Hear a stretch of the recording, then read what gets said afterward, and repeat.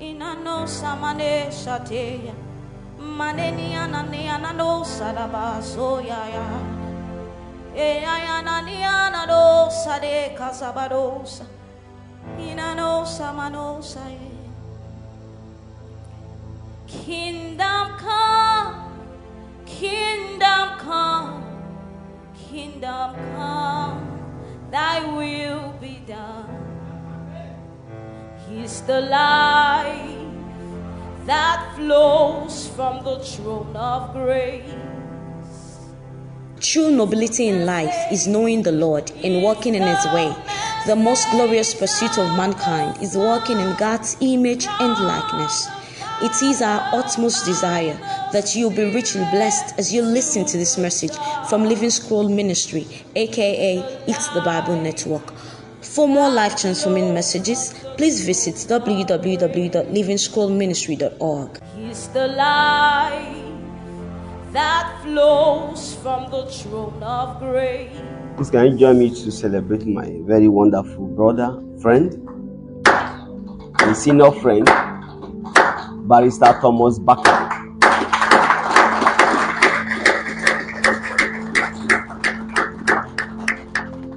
A man of absolute integrity, a man I respect so much and so well, and also a very wonderful brother of mine is here too, all the way from Ondo town, Elder Jegede Olorunfemi. These are men that when they give you the award, they honor it. And I want to appreciate, can't mention everybody's name here, I can see friends here from Pastor Bernard Ogbepo from Ore. To appreciate all the people that have put this together.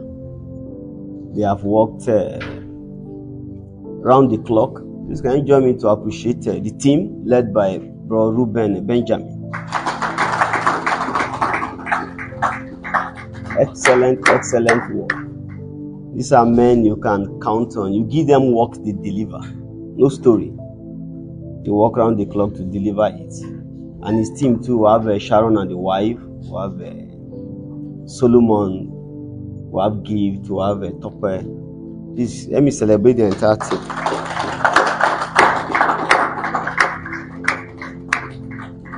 And then my brother is here with the wife, Pastor Nameka Zubike, and my sister Mira Zubike. And of course, my sweet love is here. Love is here. Praise the Lord. And every one of us that is here, please can you join your hands to celebrate? Okay, it's very important what we do here today, and also in other forums too where it's been done. You see, the whole material world. You see, when we talked about money, it's not money for the sake of money. You see, the whole the whole material world is expressed in money. Money is the face of the material world. I've told us in previous conferences, and I'll remind us. You left your home and you came here. How did you get here? How did you get here? The other things that got you here are secondary. The primary are Pastor Adebusi is here. Please come.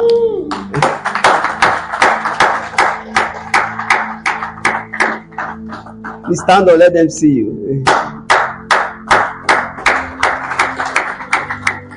Please, if you want to know more about entrepreneurship, don't come and meet me. Go and meet a person like him. Pastor Babalola Adebusi. Pastor, you served in this land now? You did your NYC in this land? Okay, Kwara State. Okay. Alright.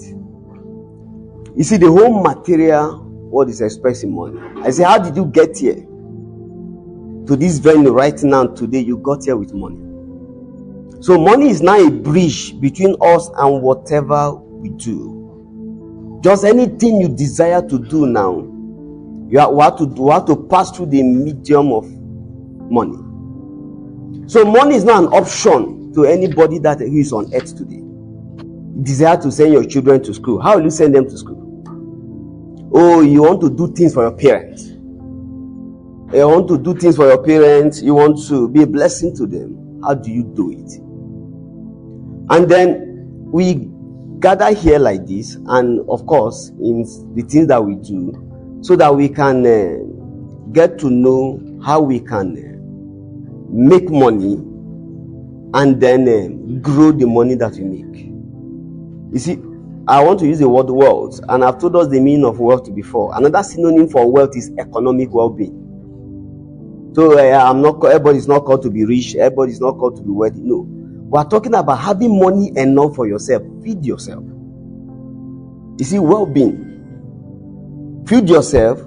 Take care of your family well, and then you can even proceed from there. And we live in a world that things you can't just plop things anyhow. You need to understand the art of making money, and that's the whole concept of entrepreneurship.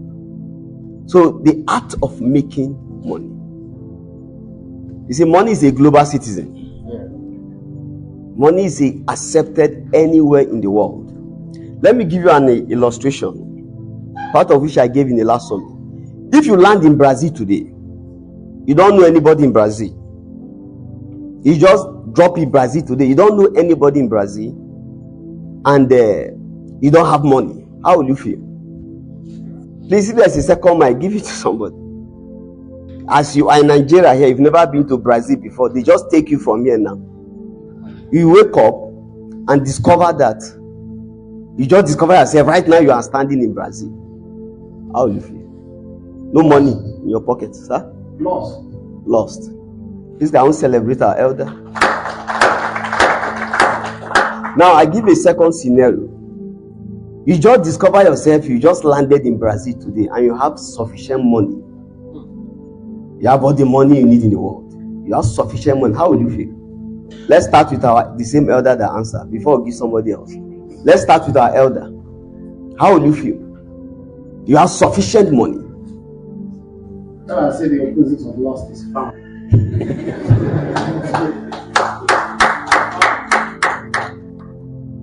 You see the strength of finance. Now you will discover that you know everybody in Brazil. You know, I made a statement before that money is a global citizen. If you just land in Brazil, there is no money, you are lost, you are confused, you are a child of human mercy. People should just show you mercy, you know, before you can start crying. If it's those of us that are not strong in the mind like that, and then you are just confused. But it's God that you just land in Brazil, you have all the money, maybe in your card, you can access a lot of funds and everything. You just discover that you know everybody in Brazil. Money helps us to access the resources of the earth, and it helps us to access the global world. So you cannot move in life or do things in life without money. Without money. And then there's a way we can have this money and make money. In fact, you know, God is, you see, thank God for the beautiful word that was created in Genesis chapter 1. That word was lost in Genesis chapter 3 when man sinned. So the word changed in Genesis chapter 3. And if you journey again in scripture, if you get to Genesis chapter 8 and 9, the word changed again. If you go to Genesis chapter 41 again, the word changed. You know, everything was free. You don't need money, you don't need anything. When the world was created, anything you need, you can just have it. But after the sin of man, he said, with toil, you are going to toil till the ground. Then in Genesis 8, after Noah, God changed the concept of the whole world. That's how we arrive partly here. Use a word that we normally quote halfway, or just use it when we're looking to get something else. And he told Noah, ending Genesis chapter 8, immediately they came out of the ark. He said, as long as the earth remained. What did he say? Seed time and what?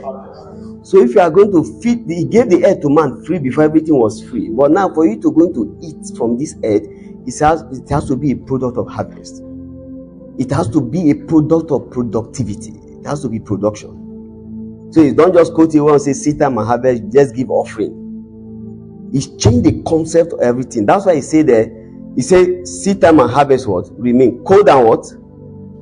Cold and what? And heat. What's the next one? White man see summer and winter, but we are not in America. We say dry rainy season and what? And that's how you should read your Bible. Dry season and what? And rainy season. Then day and night. Then God talks about season. So you're going to be product of seed time. You are going to have to inject things into the earth. You are going to demand from the earth. And then what is harvest? Harvest is what? What is the definition of harvest? Huh? Talk now. You guys are correct. Harvest, yes. That harvest is the result that you get. Harvest.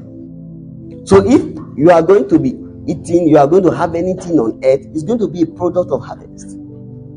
It's a seed time and what? You see that what season? So if you don't know how to navigate the seasons of the earth, there's no way you are going to have money. There are some things that will not grow during the rainy season, during the dry season. He said day and night, summer and winter. So God changed the concept of life for man in Genesis 8 and 9. So you cannot just stand up. If a manufacturer makes a car, he said if you are going to drive the car, you are going to go through the front. You can't say, me, I want to drive the car going backward. And so God has said, this is the world that He has created for man. And that's the way we are going to sit down and understand that world, understand how things work, and then we are going to take advantage of it. You're like gravity. You have to sit down and see that, okay, anything that goes or comes down, how are we going to beat that law? You are going to engage the human mind. So please and please, I want us to take it very, very serious, the concept of money. It's not money for the sake of what? Money. Yes. And I said that the earth now is expressed, the whole planet earth, everything in the world is expressed in money. The life in the material world, in the material earth, because speaking to faith-based community now, in the material earth is expressed in a single unit of measure that is called money. Now you want to talk to somebody in the United States. How do you talk to the person? How do you talk to the person? What do you need? Money. Oh, you want to, whatever you want to do is money. Praise the Lord. All right, so please give the phone to somebody. What did you hear? The mic to somebody. Then, before you now speak, something surprised me recently. I was thinking it's only in Nigeria you need money to win an election. That you need money. I discovered that in America, you need more money to win the presidency than you need to win in Nigeria. The question is where the money goes. So nothing significant can happen on planet Earth without money. And I was looking at how much you need to win a presidency in the United States. The money you need for advert alone, you need close to $3 billion. How much is that in naira? You want to be president in America. How much is that in naira? 3 billion naira. We are not talking about staffing and everything all over the country. It's estimated that this president at United States election, they are going to be spending close to 17 billion US dollars. Now, that's more than our national budget. Our budget is about 27. I think they revised it. Renewed Hope. Budget of Renewed Hope is about 28 billion naira. So, $17 billion, if you multiply it by Nigerian currency, you know how much it is. So you see the concept of life. Their own money going to advertising, billboard, and all of those things, but just our own money goes into people's pocket to influence vote. But the bottom line is the same thing: is what? It's money. So please let's engage more and take certain things very serious. All right, please give the mic to somebody. In one side or another, money is a global citizen. So I don't need to know everybody before I go to a particular place. I just need money and I will know everybody in that country. No, everybody will know you.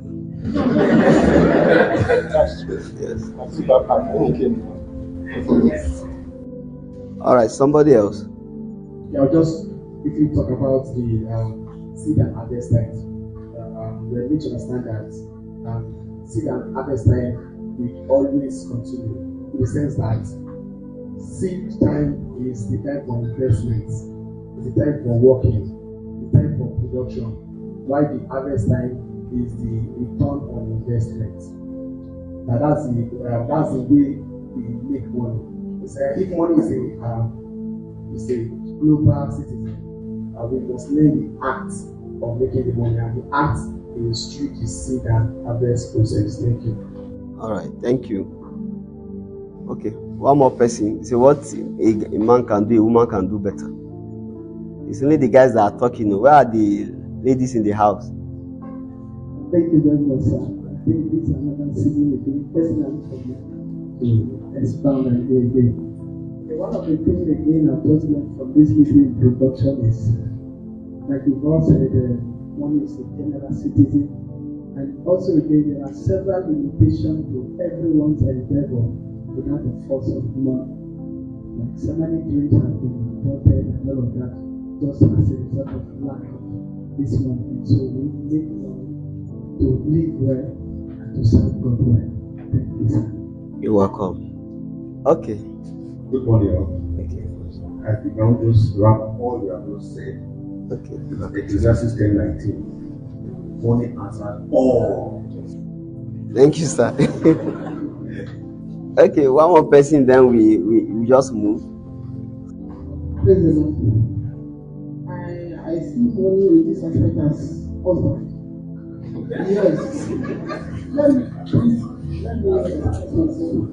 How can a man, how can a woman give birth without money? Impossible. How can you execute your plan without money? Money with money or influence. Execution of your plans. Money is a power.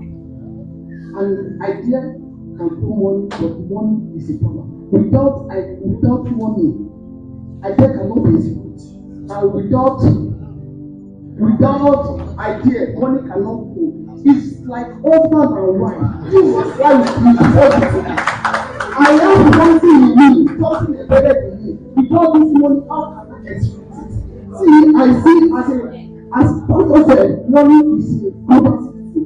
I see it as a husband and wife, man, and everything.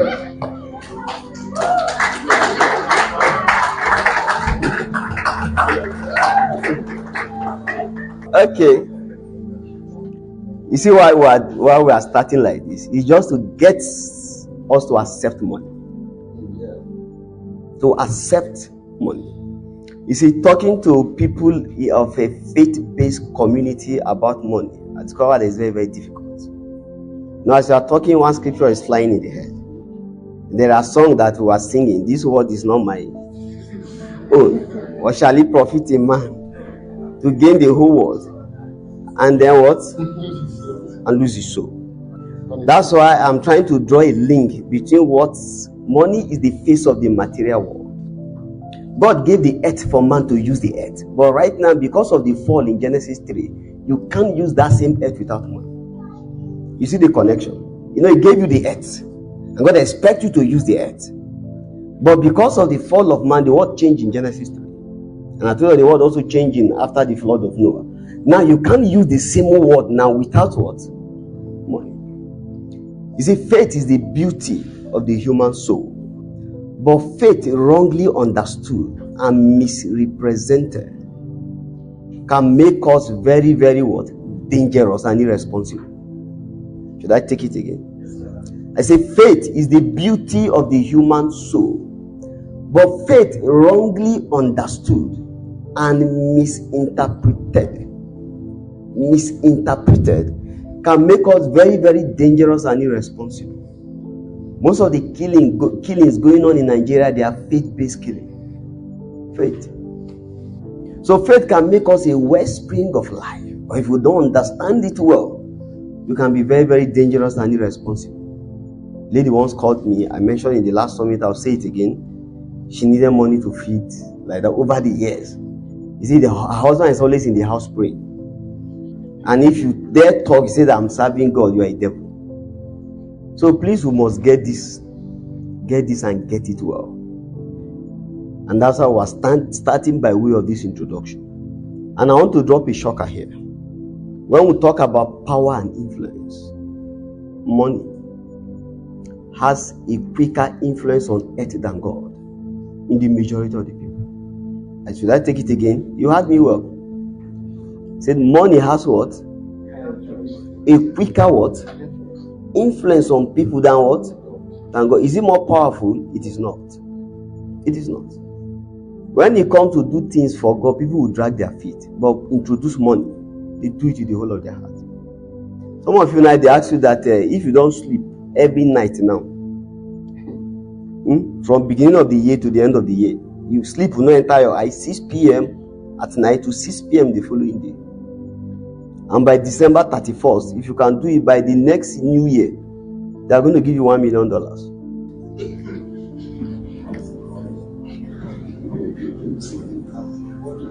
Say you should not sleep.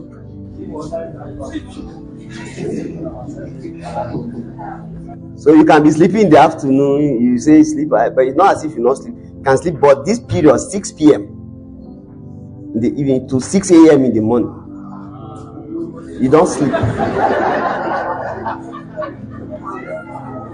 And at the end of the year, December next year, they are going to give you $1 million. That's more than $1 billion. How many of us will be able to do it?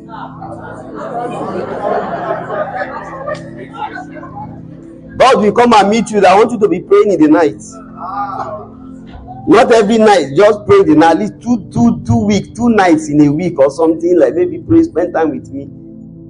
As like this week you are tired, you have one excuse, you give an excuse. Now I'm giving an example with you. You see how it is. You see how the strength and the force of money. If you deny it, you deny it to your own detriment.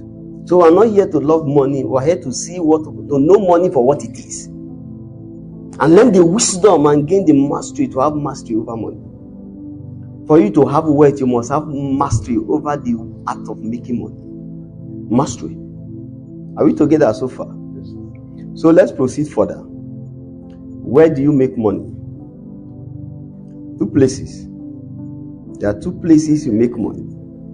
Number 1, you don't make money in your environment. You make money in your mind. And then you pick it up in the environment. You make money where? In your mind. It's just like a factory. You want to make bread. You make bread where? You make bread in the factory. In the oven, in the factory, inside the factory. And then you take it and you pick money for the bread outside somewhere else. Am I correct? The place you make the bread is different from the place you pick up the money from the bread. So you make money in your mind, not your environment. That's why some people stay in Akure, they say there is no money here. You want to relocate to Abuja, you want to go to Port Harcourt. There are no opportunities in Akure. You see, you don't know where money is. Please, you have to get this core foundation. Where do we say we make money? In your what? In your mind. And then that bring me to the second statement which I have made earlier. You make money from the market. This I want us to write that one down. I've written it down for those of us that are writing. I say, where do we make money? In your mind. I use the word in. That's the factory. That's why I gave the example of bread. You make bread inside the factory, in the oven. You bake it. But you pick up the money for the bread somewhere else. You pick it up in the market. So you make money in your mind and you pick it up in the market. So the second statement I will make now is that you make money from the market. I use the word in. Please don't interchange it. You make money where? In your mind. And then you make money from where? From the market. So if you want money, it's not God you go and meet. You go to the market. I'll show the connection between God and money. But we need to lay this foundation. Are we together? Now the question is the word I used earlier for environment, you can also interchange it for market. So you don't make money even from the market. You make money in your mind, but you make money from the market. From is in your mind, but from the market. As I say, you make money in your mind, not the environment. Are there people in America that don't have money? No, they're already in America. Are there people in Nigeria that have money? When they enter America, they become citizens. They don't need to be, they will enter there, they will receive them as citizens. Some said they will call you and give you honorary citizenship or something. I don't know how they call it. Okay. So now, what is a market? The market is where human minds trade. Can you see the market? Where the human mind, you see where the market is? Where human mind trade, that's the market. It's not this our job, but that's a secondary market. But the first reality of market is where human minds are playing. Trade. And that's where you make money. It cannot be physical, it cannot be virtual, it cannot be anything, but this is the market. It's an interplay of minds. That's the market. Now, the market is transactional and then it is financial. So to make money, you have to be transactional and you have to be what? Financial. So you need this is how you come to make money. You need transactional power to make money from the market. So if you have discovered that where you can pick up money is in the market, there is no place where you see, maybe like you have trees, you have rivers, you are going to see money anywhere. You won't see money anywhere. So you see money right in the market. You see somebody who sit down here just with a laptop and is getting money. Where is the market for that person? He can be seated right in this hall. You know, some people can be making money. So you can see the concept of market, the human mind, the play of mind. Is that will not translate to physical goods or translate to services at the secondary level, but that's where it is coming from. It's just like a human being, you are made up of body and spirit. Once your spirit is not there, what happens? You are gone. The world doesn't need you again. Even the people that love you, they put you under the ground. Are we together so far? So you need transactional power. When it comes to money, you want to make money, wealth, I need money. You need transactional power. You need to take power to the market. And that's where a lot of people now fail, a lot of people now fall short. The market will always respond to it.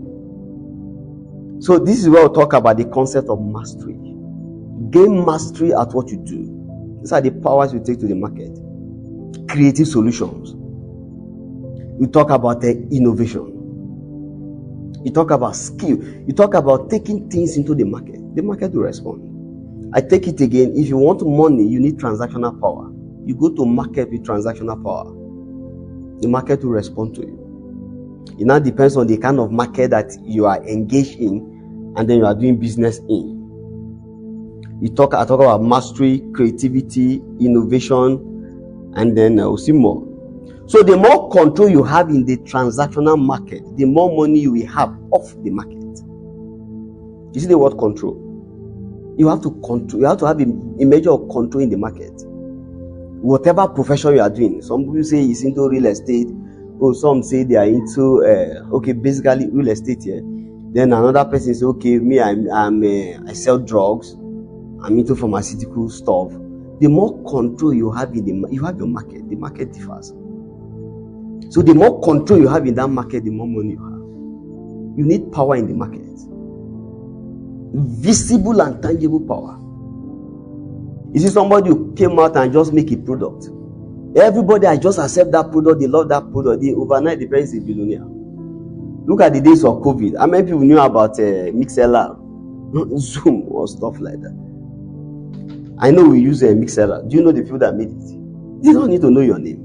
It brought something to the market and then you responded to it. So I take it again. You need power to command prosperity, to command wealth. A force to command the market. You are going to engage the market. If some people want money, right? You know, there's a place for prayer. That's why I say if you don't understand faith well, you can become dangerous and irresponsible. Somebody needs money, he's always on the mountain. And it's always other people in the village, people, this person. You know, a simple thing happened in the estate, I live just off the estate. We're even living in the estate then before we moved off the estate. There's this woman that was selling very well. She was selling very well. You see, as you are coming from work All of us are packed there. We are buying things from her. And then all of a sudden, in that same estate, by the second gate of the estate where I live, that's then Obaile Estate here. So they were building a series of shops. They laid the foundation. They took the building to lintel. They completed it. They were doing all kinds of things. She did not go and get a shop there. So at the end, after building it, people now started selling a lot of things. So people now moved there. They were buying things there. They were not coming to our place again. So one day she was discussing with someone that people that are doing her. She just lost her market to a business to competition. Because if you stop by second gate, you want to buy fish, you want to buy all kinds of things, you just buy it there. So you not buy things there and then drive to her place to come and buy anything. And that's how she lost. She complained bitter and everything. So all she could have just done was to go and get a shop in that place. Maybe maintain this other place. She would have still been in business. She lost the business and left that place. And then every Tuesday, there are some people that specialize, they target these market women. They mobilize them for prayer on Tuesday, on this day. They don't push up. See, money is different. If that works, I don't think they'll be making money in China. Yeah. Money is money. There's a connection between spirituality and money. It's not at this forum that I take it. I run a mentorship school, a life mentorship school. I think I still taught them over the week on the connection between spirituality and money. So for those of us that are spiritual brethren here, please, this is a business forum, right? So there are some things we push up, there are some things we push down a bit. We'll just make a reference to it. So I say you need power to command prosperity, a force to command the market, a force the market cannot deny, resist, or ignore. And I make mention again, either a skill, a product, or maybe a position, a creativity, a track record. We did that. Please, if you have not listened to the previous messages we have done, they are all on YouTube. You can go and Google them. We did the financial process. Just put the financial process, David Abubakar, you see it. Or unlocking wealth through the entrepreneurial spirit, David Abubakar. They are all on YouTube. So you need a track record, you need a history. Sometimes someone want to do business with you, want to see your history. Your history. What have you done before? There are people that will never do business with a greenhorn. That's how we taught in the last summit that we say, build a history in your business. No matter how small, have a history. Have integrity, have history. Right? Okay. I said you need power to make what? Money. Who is the captain of industry? Who is the father of industry? Before I come to that, let me give us an example from the Bible. You see, when Joseph stood before Pharaoh, he said, I made this thing. You need power to make money. There are a lot of things that are power. Skill can be power. Money itself can be power. Position of authority can be power. Anything that bring a measure of influence, even influence itself is power. So you need power. It now depends on the kind of power you can lay hold on. And the last something that taught us about integrity capital, right? That one too is what? It's power. It's power. You need to take power to the market. So Joseph stood before Pharaoh. And then something amazing happened in that place. Pharaoh gave him unlimited power to go and create unlimited prosperity in Egypt. It was not because they love Pharaoh, no, because these ancient men, they have wisdom. When he said, without you, nobody can lift up the hand or lift up the leg in Egypt. He said, at your word, the whole of Egypt will go. Then go and produce the wealth. You see, Pharaoh gave him power. Unlimited power to go and make unlimited wealth. What did I say you need to make money? To create wealth. You need what? Please, can we echo it together? Now, here's an amazing thing about that story. I say you need a force that the market cannot resist, ignore, or deny. Now, look at that beautiful story of Joseph. Pharaoh and the whole of Egypt, they hated the tribe of Joseph. They hated them. That story is not an ordinary story. Now, I told you that the world changed in Genesis 41. They hated Joseph and his entire lineage. If you go to Genesis 43 verse 32, you say all the Hebrew, they are an abomination to the Egyptians. Then if you go to Genesis 46 again, verse 34, it says all shepherds, because the occupation of the patriarch, Abraham, Isaac, and Jacob, they were shepherds. So them as a tribe, and both their occupation, the Egyptians will not eat with them, will not sit with them. In Genesis 46:34, it says all shepherds are an abomination to the Egyptians. So when Joseph stood before Pharaoh, not that Pharaoh gave Joseph power. Joseph first of all transmitted power. You see how it works? I said Pharaoh gave him unlimited power. When he stood before Pharaoh, Pharaoh had his dream, had everything. Joseph came and told him the meaning and gave him the solution. I said those are ancient men. That's Genesis 41. If you go back to Genesis 39, when he was in the house of Potiphar, Potiphar said that anything I put in your hand does what? Those men were diviners.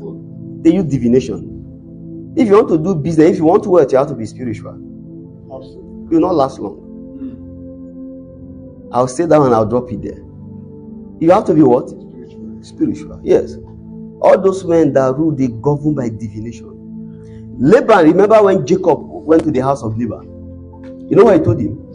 When Jacob wanted to leave after 14 years, he served him 7 years for the 2 daughters, 7 years for Leah, 7 years for Rachel. When he wanted to go, Jacob told Laban told him, that should be Genesis 30:46 or thereabout, or 31:46 Genesis.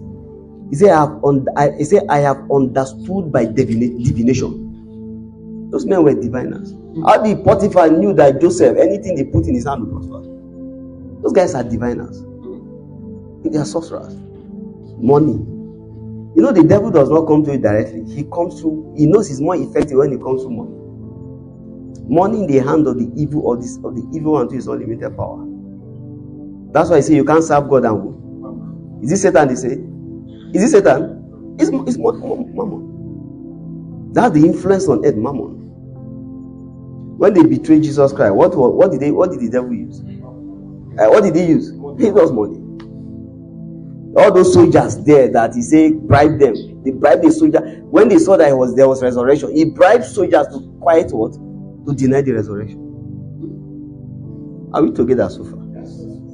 So when Joseph stood before Pharaoh, he told him his dream, he told him everything, and then Joseph now told him the solution. So Joseph stood there, even though his tribe was hated. When Joseph stood before that Pharaoh, he stood there in a power, he brought a force, a transactional force that you cannot resist, you cannot deny, and you cannot ignore. What did Pharaoh say? Can we find a man like this man? Are we together? So let me tell you something about the market that is very, very fundamental. The market is not tribal. We don't like for us in the southwest here, this is the fact. This house, Fulani people, they have caused so much problem in the country. You don't really like them, but you don't hate their cow. Small time now you're looking for cow. Do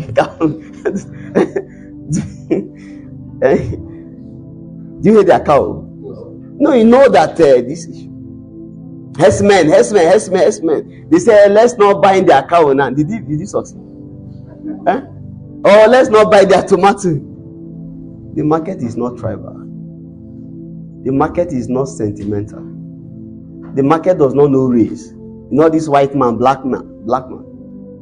If you have money, you employ the white man. Even though he is a racist, you employ him. Every morning you wake up and you greet him. The market is what? What did he say? It's not what? It's not tribal. The market is not what? It's not sentimental. The market is not what? Racial.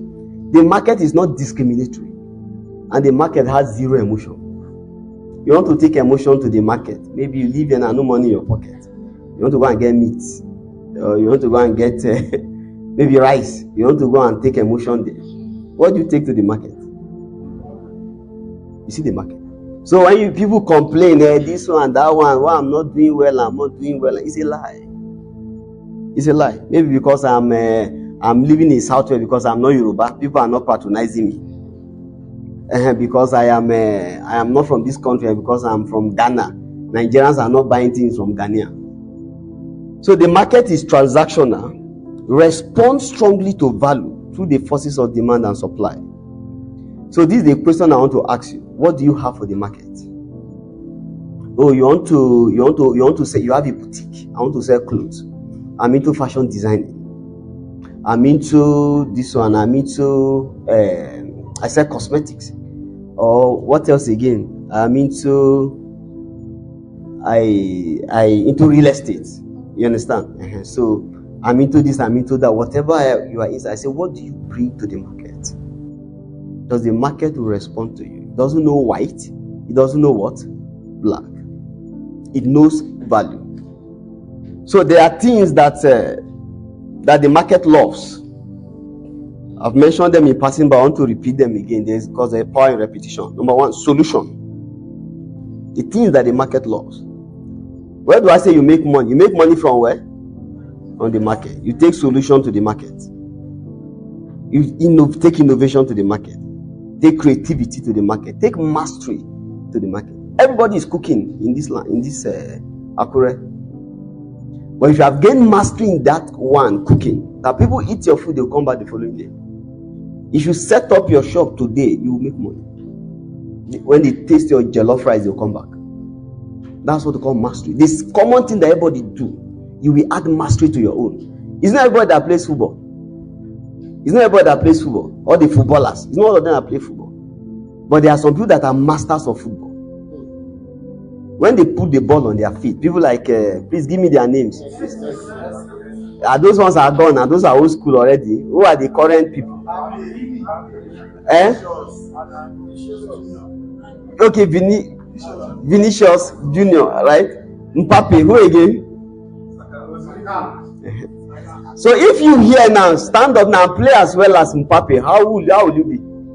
I'm saying you play as well as Mbappe. That's what we call mastery. As you are seated now, you play as good as Mbappe. What will happen? What will be your story?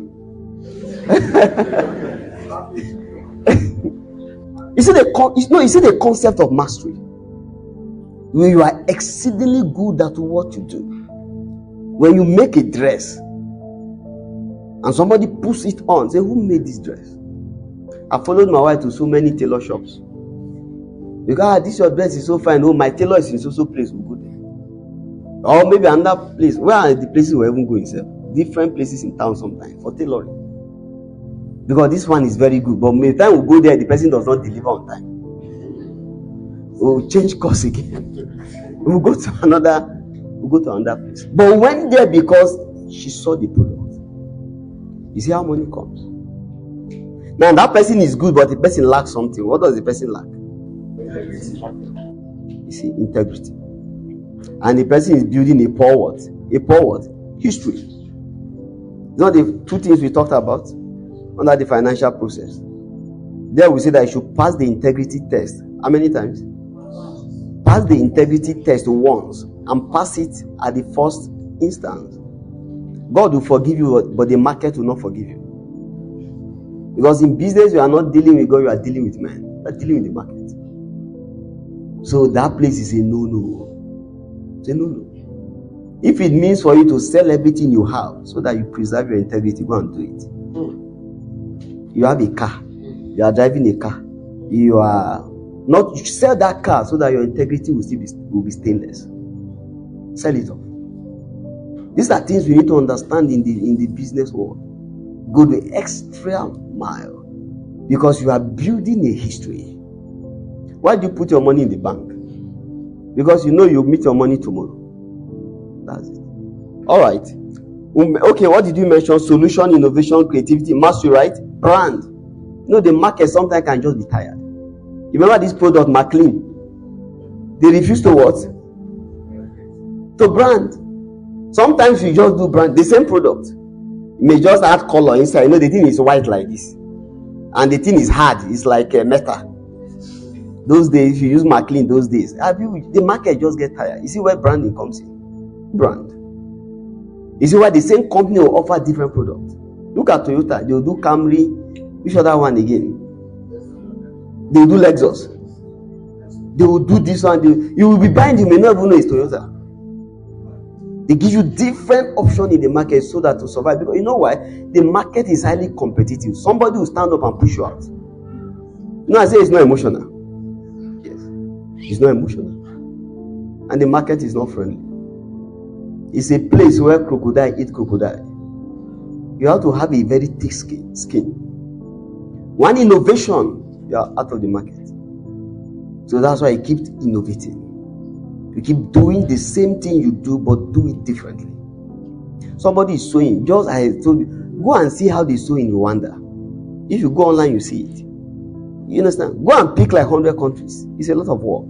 And see the pattern of dresses in those places. You know, there was one time one dress was raining in Nigeria. They call it Senegal. That style was imported from Senegal. Before you know, it was raining everywhere. Imagine the first set of people that brought that style. Everybody was sewing Nigerian style. You see the way they sew dress in Brazil. Once you are good at sewing, you looked at different nations, look at the style. Okay, I'll come to that. Then you need goodwill and then value for money. So what is your power in the market? You need power to make things happen. So instead of praying that God change my story, can you pray this way? God, equip me to change my story. A lot of times we just push it on God. Equip me to change my story. You'll be the one to change your story. It's just like you get married to a woman. You are asking God that she should give birth. Is it God that will impregnate that woman? Is it God that will do it? And nobody is talking. Our ladies here, when you get married, it's God that will impregnate you. The man will do his job. Man will do his job. All right. Deuteronomy chapter 8 verse 18. You say, "Boy, you shall remember the Lord your God, for it is He that gives you power to get wealth." You see what we've been saying since. What does He give you? He gives you what? Power to get. That word "get" is create, because you create wealth. Wealth is not existing anywhere. You create it. God gives you the power. He gives you the ability to create wealth. So you have to rise up and go ahead and create it if you want wealth. And what is that power again? It's the power you take to the transactional what? Market. You know, I have a lot of people around me. They have made one or two. You know, they've been trying to do cryptocurrency, not crypto. They are forex trading here and there and there. Not really making some tangible progress. So, and I went to check, does this thing actually work? I just went to do a study, and I saw that leading forex traders in the world, billionaires in dollars. That means the thing actually work. But what is the difference now? Because those ones have gained what? Mastery. Is it the concept of mastery? The same business that one person does and goes down, and that person do it and what? And rise. What's the difference? Can we echo the word together? Mastery. Again? So the things you do, to what extent are you good at them? You know, I love this summit. Thank you, Barrister Thomas Bakare, for, that dimension injected. And my brother that stood there now, you can see that there's still need for more what? For what? Mastery. Just as he's asking, I tell you 10 questions, you are ahead of him in answer. The next is say, give me your number. That's what we call mastery. Somebody talks to you 5 minutes. How long did Joseph have to stay with Pharaoh? How long did he have? A whole day, or let me go back and come again. If you read that account very well, Genesis, if you go to verse 14, they say hastily, they hastily came to the prison, carry him, shave him, bath him hastily. Pharaoh was already waiting. Nobody there delay Pharaoh. Hastily, had no time to think. Carry him, what is happening? Pharaoh is looking for you. Pharaoh had a dream. Hastily, he stood before Pharaoh. And then Joseph stood his ground. Joseph went there with so much power. Don't think that Pharaoh pitied Joseph. 2 times Joseph rebuked Pharaoh in that encounter. You read it well. He came hastily, he stood before Pharaoh and said, "Okay, I've heard that you can interpret dreams." I say, "No, I don't interpret dreams." He said, "Interpretation belongs to God. I am not like one of your sorcerers, one of your magicians. I'm a prophet of the Most High God. I speak from God." He stood his ground. This is the same Pharaoh. Hope you know our introduction to Pharaoh. He's director of 2 directors were in prison. That's the introduction to Pharaoh in the Bible. 2 directors were in prison. Yes, the chief baker and the chief butler. These were the 2 that had dreams. We don't know the others that are there. No, he didn't even put a small omishe. Maybe it's the servants there. He put the oga in prison. And then when he brought one out, he hung him. He don't cough in his presence. Joseph said, "No, interpretation belongs to God." He said, "God will give Pharaoh an answer of peace." He stood his ground. That was the first thing he said. "Alone you can interpret dream. Come and interpret to me." Your sorcerers, your magicians, they interpret from themselves. But I speak from God. Can you see? So please know your onions. Know your what? I say you take power. Joseph came there with so much power. I'll show you the second one. That one is even bigger than this one. When he rebuked Pharaoh and challenged him. Right there. And Pharaoh was helpless before this seemingly helpless man. Pharaoh was helpless.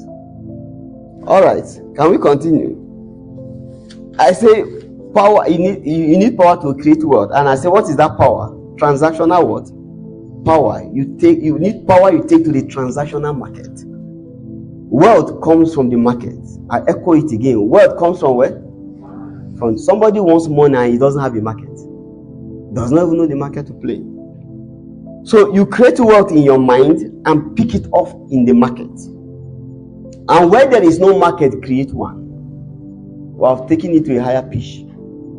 You say we make money from where? The market. Some of us are looking for existing markets. Right? I say where there is no market, you do what? You create one. And I'll show us how to create. I'll just tell us how to create one. You say the concept of market, the place where they need the what? Market. What's the market? The place where people that are in need, they come. That's market. The place where they need it, people that need are in need, what? They come. So demand is what? Need. Can we echo it together? You know, they tell us about the forces of demand and what? So we're just breaking it down so that the simplest person can understand. Demand is what? Is what? Is need. Supply is what? Solution. The market is where they need the what? I go to the market here with my wife. We'll soon even be going. We want to buy things for the children. We want to buy biscuits for them. We want to buy things for the house. It is need that takes us to the market. If there is no need, we don't go there. So when you create need, you create market. Are we together? So what do we say is the concept of the market? Where what? The needy what? Comes. So create need in people and offer solution to those needs. And this is where advertising and the job of advertising and marketing. It's all this advert that goes on. You know, the advert is creating a need inside what? Inside people.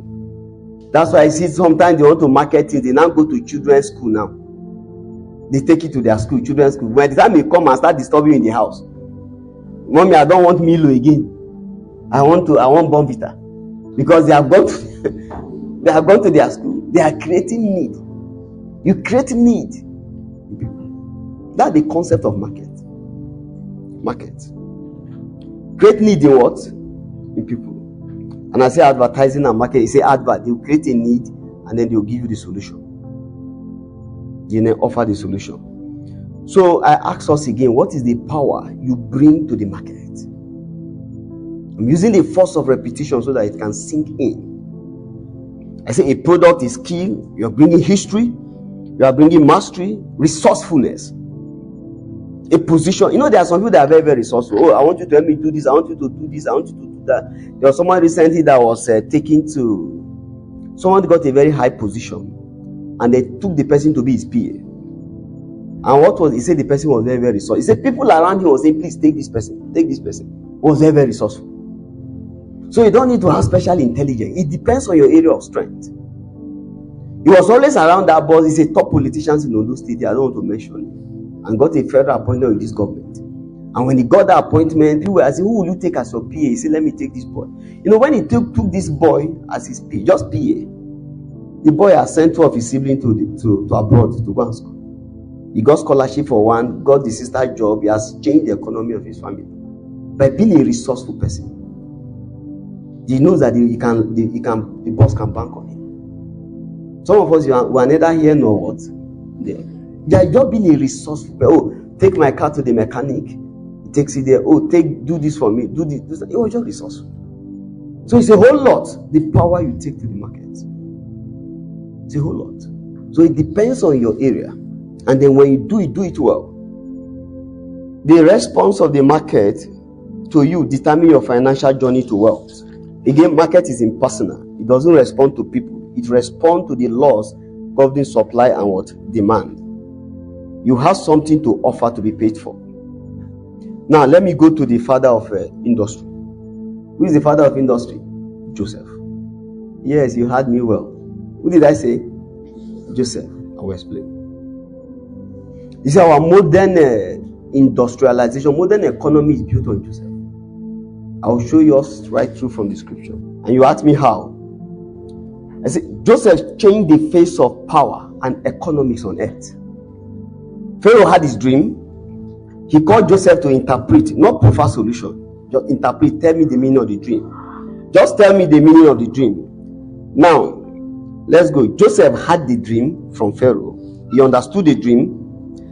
Number one, Joseph had the dream from Pharaoh. Number two, Joseph understood the dream. Number three, he saw the global problem coming, economic doom. Number four, knew the solution to the problem. And then number five, Joseph knew the problem to the solution. Do you get what I said? Should I take it again? Number one, Joseph had the dream from Pharaoh. In Genesis 41, I see the word change in that place. That's where the foundation of industrialization and this global economy was laid. Now, Joseph had the dream from Pharaoh. I said number two, he understood the dream. Number three, saw the global problem coming, economic doom all over the whole world. I said number four, knew the solution to the problem. And then number five, knew the problem to the solution. You get it now, right? I say he knew the solution to what? To the problem. I knew the problem to what? The solution. Pharaoh was a problem. The global power structure was a problem to economics. Now, please, I want us to pay attention. He said more than Pharaoh and his dream, Joseph knew the global message. It was beyond Pharaoh. God had the reason to initiate a new season into global affairs in politics and economics. The global structure of power was against economics. Now is the perfect time to change it. Separation of power between politics and economy. Now let's go to Joseph. What was the first solution that Joseph provided? You know, someone say, go and store goods, store goods. That was not the first. Joseph's first solution was to split the throne of Pharaoh. He broke the powers of Pharaoh and relegated him to a passive leader. That was the first solution. He split the throne. Pastor Bernard is looking at me very well. Let me be sure what he's saying is according to the Bible. I said Joseph's first solution was to split. He said Pharaoh was a problem. But beyond Pharaoh, the structure of power. We don't need kings and tyrants ruling the world politically and economically together. We need leadership. People who will get result, focus on result through proficient management principle. That was what Joseph did. Look at Genesis 41 verse 33. He said, now therefore let Pharaoh look out a man discreet and wise and set him over the whole land of Egypt.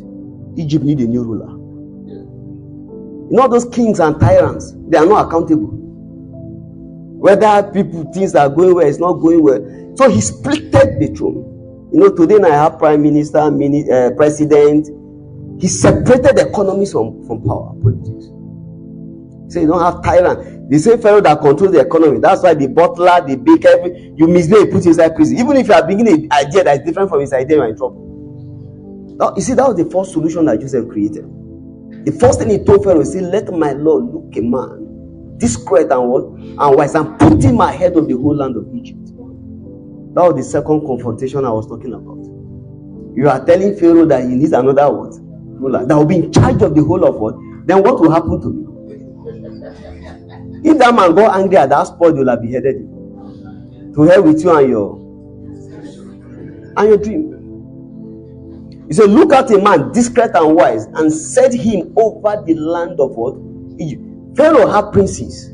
He has rulers. Don't we have a minister of communication, minister of agri, minister of water resources? He set all of them aside. He need a new what? A new breed. That it was a suicide word. But Joseph spoke it. We don't know the implication of that word. Let's go back to 1945. Let's come to 1945 during the Second World War. Another Joseph. If you tell Joseph Stalin that word, he'll kill you. Go and check history. His medical doctors, Joseph Stalin was the ruler of the Soviet Union during the Second World War. So his medical doctor, there was a time his health was failing. His medical doctor advised him that he need to rest. He put the doctor in prison. He didn't say he should get another man to rule. Say, okay, you are now, your health is failing you, let another person take over the seat. He just said, you need to rest. He said he was a Nazi agent. That was during the time of Nazi Germany, Hitler. He was putting all of them in prison. A lot of his medical doctors enter prison. How did Joseph Stalin die? He normally do party over the night. So he did a party, then he will sleep early hours of the morning and then wake up much later, around that maybe 10, 11, 12. So his servants will wait on him. Nobody could enter the room. They didn't see him. The usual time he comes out, 1 hour, 2 into evening, they didn't go there and check. Nobody could enter and check. Nobody could enter and check. They were all waiting. At last, they could wait no longer. The was evening, they now entered and they saw him lying on the floor. He had stroke. Nobody could dare to carry him. Nobody could touch him because they were all afraid of the reaper. I'm talking about 1940 something. And you now stand before Pharaoh and say, "Pick you a man that will rule the whole of what? Egypt." There's nobody. Even when they called the medical doctor, he was afraid to administer drugs. Go and read it. It's there. Go and read check your history. The doctor was afraid to treat him, that in case he recovers, they all know the implication. When so many medical doctors, the one that just offered the advice, just you need to rest. Just rest, and he needs rest, and he says in Nazi agent. So let's go back to Joseph. So Joseph boldly told Pharaoh, you need a new leader, a productive what? Leader who will work and deliver results to govern the economic affairs of Egypt. How many times did you say he stood his ground? Twice. Can you see? Twice. And then here is the modern concept of business. You know, now you have some very powerful people. You just make them chairman. You see where it was born? You know the company chairman, right? You now have MDCO that will do the running around and then deliver results. You see where the separation of powers happened. The modern business concept, where you have the owner of the business, he has so much money, he has got so much money, you just make him the chairman of the. He's the most powerful, but let him be chairman. Then you have some MDCO running the company. Praise the Lord. Then if you see another one, another concept that was born there, a lot, I'll just mention it, I'll leave it there. Naturalization. You see what Pharaoh did? You know, I told you the Egyptians, they hated the Hebrew, right? For them to accept Joseph, Pharaoh changed his name and immediately gave him a wife and gave him citizenship and made him an Egyptian. You know, when his brother came, who did they see? They said, we saw this Egyptian, the way he was talking. You know, he dressed like you speaking. Yes, the first thing Pharaoh did was to make him an Egyptian. It was only about after the Second World War that the world started practicing the principle that existed in the days of Joseph. All the citizenship by naturalization, by marriage, maybe 3 years after marriage, and you fulfill other conditions, they give you citizenship. It made him an Egyptian because you are more effective if you are like a son of the soil. He changed his name and they gave him a wife. Genesis 41:45. You see the concept of naturalization. So that he can be more what? Productive. Why are they giving citizenship? Come to Germany, come to Canada, come to United States. After some time, we'll make you a citizen. You see where the concept came from? You see, ancient timeless principle in scripture. What about accountability? There are a lot, I'll stop you there. How about accountability? You know what Joseph did? And then this one has to go with business model. You know, he stored grain for 7 years, 7 years of plenty. But it will not be sufficient to take them through the 7 years of famine. You know what he did? Joseph collected their land. You know, sometimes I say this man is wicked. Maybe Egypt has affected him. You know, he collected their land and gave it to Pharaoh. Collected their land, collected everything. They themselves, he made them subject to Pharaoh. Collected their money, gave Pharaoh. Collected their land. But I now discovered that sometimes light understanding will come. He collected their land and gave it to Pharaoh and then leased it back to the same people. You know, the people not to work. The fear of Pharaoh made them to work. You see accountability. The land now belongs to Pharaoh. So you are in possession of Pharaoh's land. So he now gave them seed. They go and till the land for Pharaoh. The name of Pharaoh. Now I told us introduction to Pharaoh. 2 of his directors were in prison. Now this is Pharaoh's land. And then he gave it to you, go and cultivate. And then he used another timeless principle again, which is incentive. You are going to cultivate the land, but 80% belongs to you. But only 20% will go to Pharaoh. You see fear and incentive. You see the principle. You see what will centralize it. Look at centrality in a business now. Everything is centralized. You see regulatory body. Look at banks in Nigeria now. They have a central regulating body, right? So banks cannot just do anyhow. You know, CBN is there. So nobody can do anything. They know that Pharaoh is what? Is there. So if you have a business, you have to a central command or structure. Even if you are going to decentralize and delegate along the line, but there must be a central control. Even America is democratic, each state is independent, but they have a central control. You can see that accountability, centralization, everything came from Joseph. How about storage? In those days, how do you store corn for 7 years? How do you store yam? All of those principles.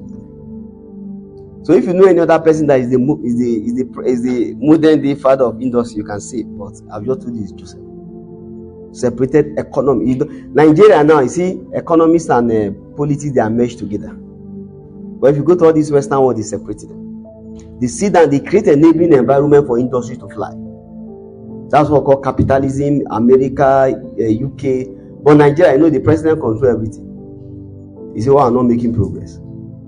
This one, individual will rise up. They've created the atmosphere. They can do a lot of things. And then the government will even understudy them. And they will now start making laws from it and stuff like that. So, all right, I'll use the next maybe 15 minutes to talk about financial intelligence with this foundation that we laid. Please, can you give the mic to somebody? What did you hear? Are we learning something this morning? So I want us to be challenged. Start thinking within. All right, please, you tell us your name, tell us your business, and then you tell us your contribution. Okay, my name is Elisha Amana. I'm an architect by trade. Also own a real estate company. Alright, so the first thing that jumped at me is, I'll just make it very brief. When you said you make in your mind, the mind in itself is a very important part of man. Even in the scriptures in Philemon, scripture says, God was speaking, he says, without your mind, I can do nothing. So even your dependence on God, if your mind is not actively involved, you cannot serve. So the mind is important. He said you make money in your mind and also you make money from the market. So that's the starting point. All right, thank you so much. All right. Who will be the first lady that will speak here? Okay. Good morning, everyone. My name is Matthew Promise. I'm a Summit Board member. I got something from what said. Here there is no market. Pray to one. So what I got for this, if actually I come in a place or a system or a state here, I feel like there is no market at all. Instead of keeping quiet, I try to create up an idea and measure it. Then give out my exercise. All right, thank you, Mr. Promise. All right. Who else again? All right. Victoria, I can see Victoria raising up her hand. Yeah. Okay, somebody's there. Okay. Good afternoon, everyone. My name is Ibrahim. I'm a public servant and aspiring businessman. One of the things that struck me most is the fact that you mentioned that the business environment, the marketplace rather, is devoid of sentiment, devoid of emotions. Thank you. And some other points you rightly mentioned. And then you gave an instance, you gave an example of mention Babi and Bola, and then you talked about gaining mastery over what you do. And if you are so good at whatever you do, definitely that would be a distinctive factor. And then it struck me because a lot of times we do business with sentiment, emotions, most especially in this part of the world. Whenever we want to go into business, sometimes you think of, he's not my tribe. Are you sure you will patronize me? I'm not from this, I'm not from that, and all of those things. So basically, it's a major thing I really got from all you said this afternoon. And personally, I want to say thank you. And then I really desire to be baptized All right, can we celebrate him and put hands together? Please, can we clap? Can we clap? All right,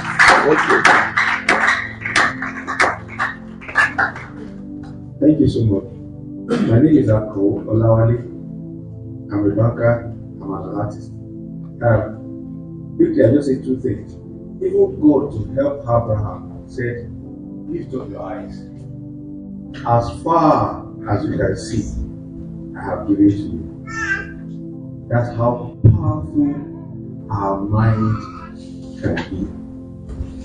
And I think we should all just come alive for that. That's where the man is. As a man thinks in his heart, so he is. With all humility, I needed some money, but I think I just created this money. I just woke up and I wanted it. I think of how I can get it, and I already created it. And it's not start doing it because I already see it done. So as a man thinks in his heart, as far as you can see. So I love that phrase, you make money in your mind. Secondly, as Christians or as believers, we mix up miracles and principles. And this is what I know. When there's an emergency, God can come out and solve it in the form of a miracle. But God expects us to run on principles. And that is what happened time and harvest time in Lord sees. Are we relying waiting God to intervene when He expects us to work on principles, on systems? I think that's where we are fully lost. First of all, we are not seeing it, and secondly, we are not operating how God wants us to actually operate. To round up, I like to use Proverbs 25:28. It says, "Cancer in the heart of a man is a deep water. The man of understanding draws it out." He's already there. But I think we are at least. We are not saying it, we are not operating on the principle, and we are not bringing out the treasures. We are not bringing out the solution to the market. There are so many needs in the market that we must bring solutions to. I say here, thank you so much. All right, thank you so much, sir. My name is Olorunfemi Shelba. One thing I will know that I have said is that to build a history in your place, no matter how little, and make sure every history you are building has an advantage on someone's life, make an impact for your business. Good afternoon once again. You're welcome, sir. Pastor, firstly, I want to say thank you for breaking me away from stereotype.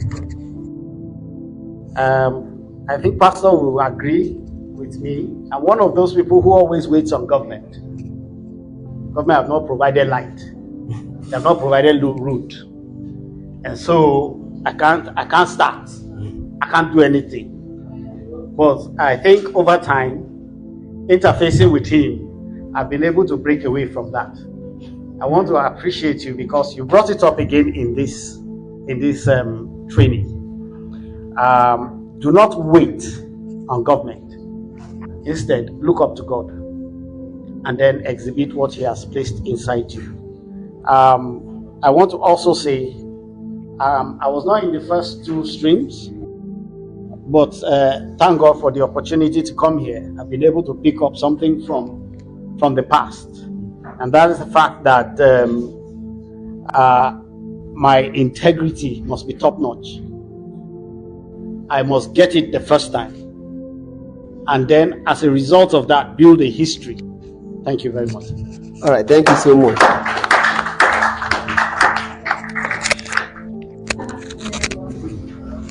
My name is Victoria. The salesperson, blessing. So I will start by saying the place and the role of money in our life can never be replaced by anything. If by the virtue of coming here this morning, you don't have a bill in your cash, and you don't have money to borrow a taxi or a bike, you will share a trek, and before you get there, you'll be so exhausted. So the place of money in our life cannot be replaced by anything. Now, before you think of making money, you should have a why. and the kind of money you want to make. If I want to make money just to feed and to look well and to get dressed, I can comfortably make that money within my environment and just do what any other person is doing. But if you want to make money because you have a wife and a child at home that you need to go back to and provide for, and you have responsibilities and you want to break limits, you will have to leave that environment. You wouldn't mind what kind of environment you're going into. You wouldn't mind how dirty you have to look just to make this money. You just close your eyes. It's all lies in our mindset. So you need to know why you want to make money and the kind of money you want to make. Now I will end it by saying there's a difference between being a Christian and being religious. You hear somebody saying, jewelry business is moving on, but my church does not wear jewelry, so I can't sell it. So you're just being religious. And before you say the Bible did not just say money is the root of all evil. The Bible said the love of money is the root of all evil. So just for you to see that even in all of this, the Bible recognizes the value of money in our life. So let's not just use religious to be lazy. So let's work and know the reason why we want to make money. God bless you. Good morning, and thank you for the teaching. So, my name is Obi, and I'm a AKURE state representative. I will start by talking about transactional power, which you really emphasized. You don't go to the market empty. Just like one statement I have been telling myself, you don't meet your future prepared. You don't go to the market empty. There must be transactional power you are going with.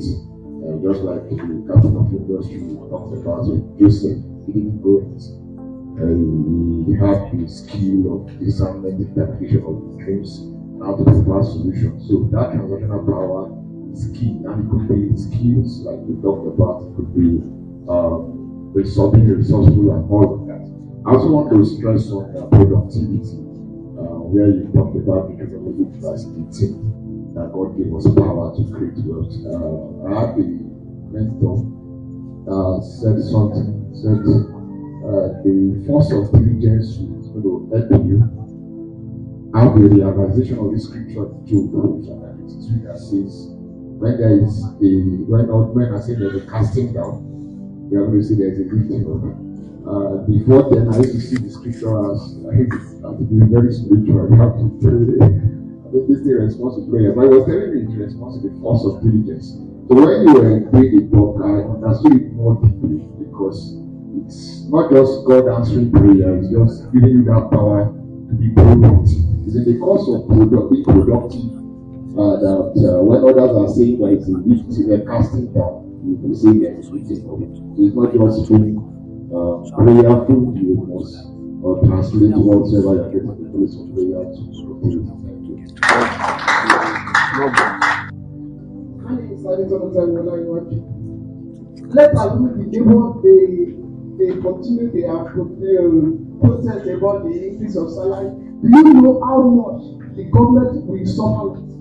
They will not maybe pay.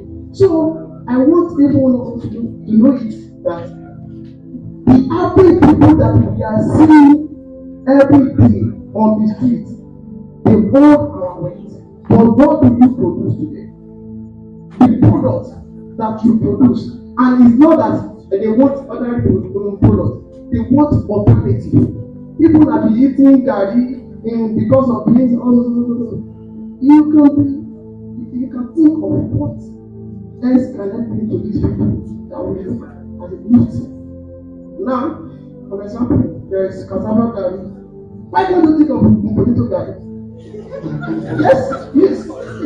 You think about potato gari, the egg benefit of potato gari compared to cassava gari. Then you're moving on. The high cost of bread.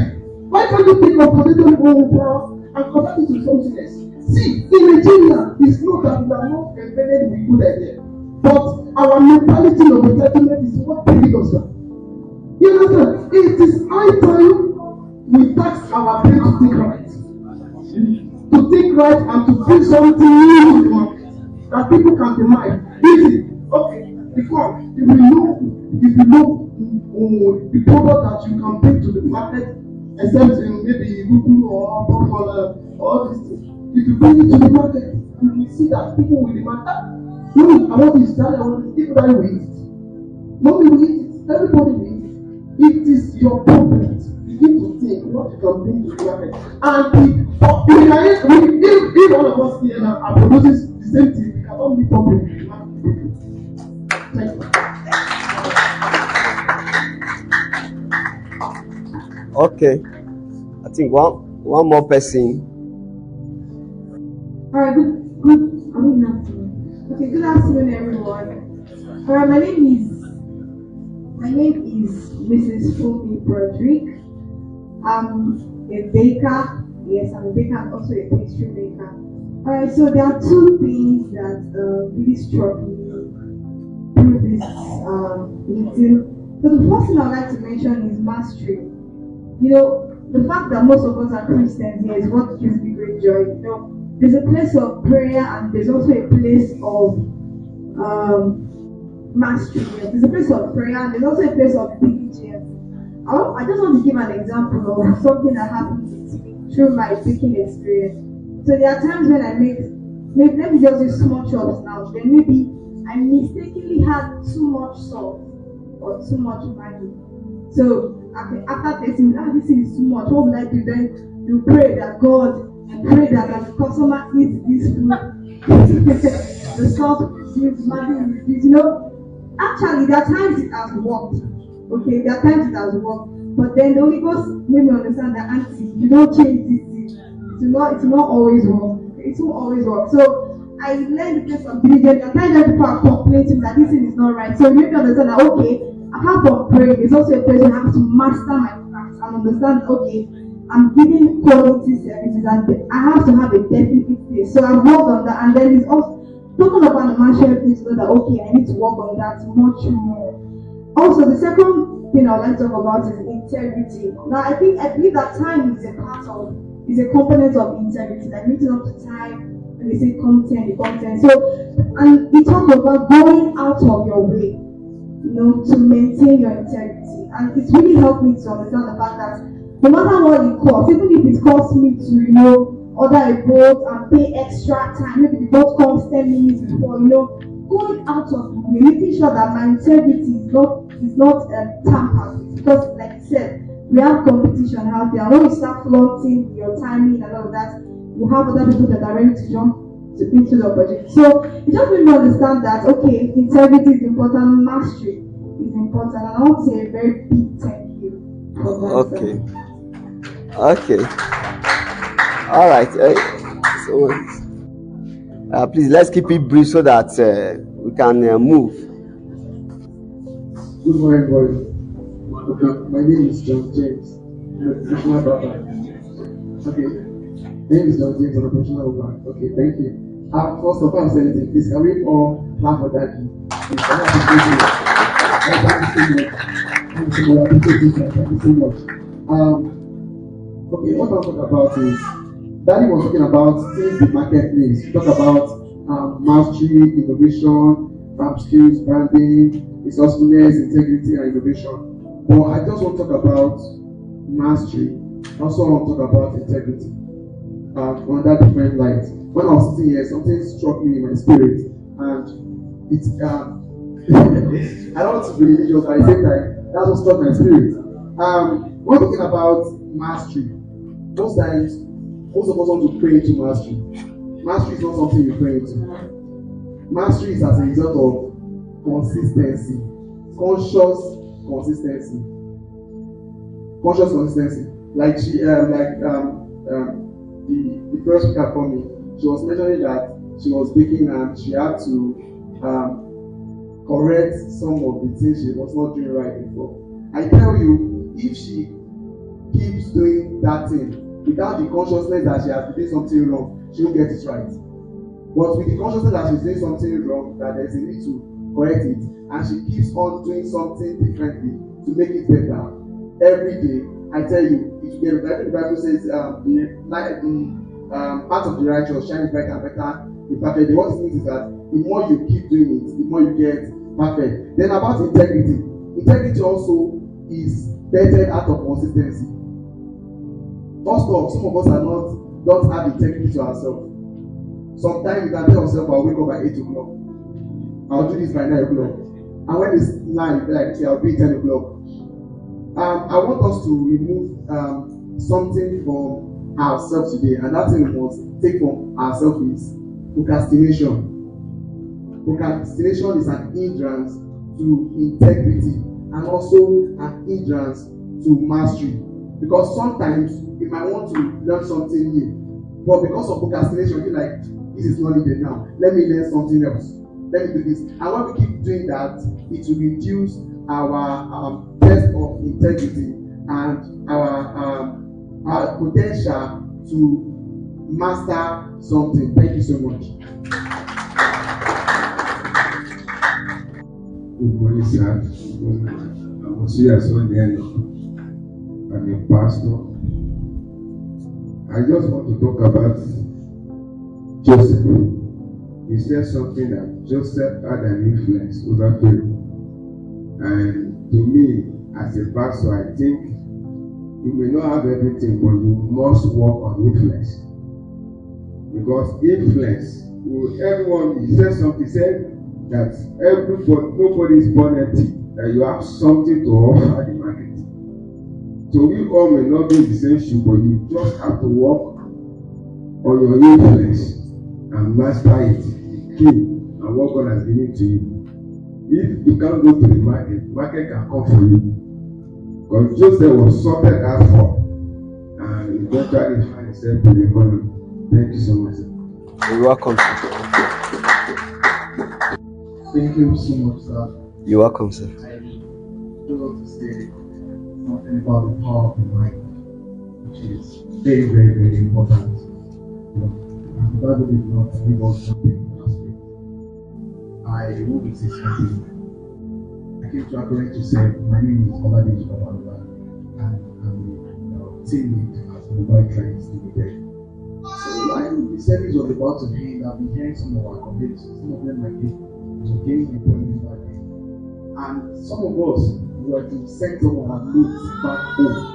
So that we'll call it that so time, maybe in a month time. By the time we return back home, we have lesser notes to pack home. So I called my mom and I told her the same thing, that some of my colleagues, they've been sending the bulk of their notes home that will be doing the same thing. And she said, you don't have a room in this house again. So that actually gave me another mindset that, oh boy, it actually changed my mind. And that was from what I said, that where do we make money? So my mind, there was a shift in my mind. Then, like, wow. And that led to the business I started. Again, why is starting up the business? When I had the proposal, when I was, my target market, it was the church. Because I was in a youth church, and I'm thinking by the time I start this business and advertising so units, and God humbled me. Almost about the 4th month when I was already into the business, that was when I had the first customer from the church. So that means that it is not business naturally, or the marketplace is actually sentimental. You have to meet the demand of people. And he said something about the mind, and I want to, even when we leave this meeting, the mind is very, very powerful. And what I want to say is this: the mindset that a fashion designer may need, the mindset of someone in the real estate may need.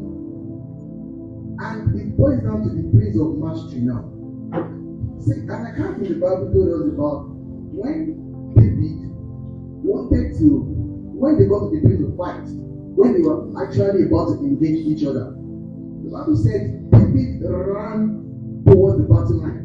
And while he was running, he dipped his hand into his purse to remove the stone and put the stone in his sling to attack. That has gone to a level of practice what is positive results driven. It is not easy for you to be running. At the same time, you are putting your hand in your pocket, and at the same time, you are loading, and at the same time, you are shooting. And he did not miss. So the same thing about Joseph.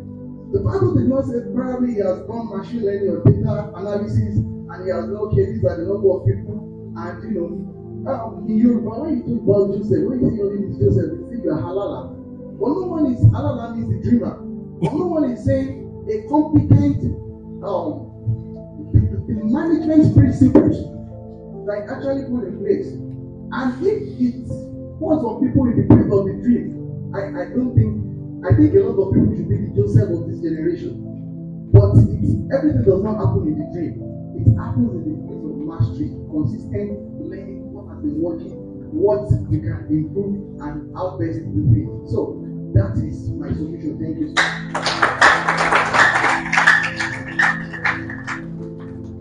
Okay, after this one, then we move. Okay.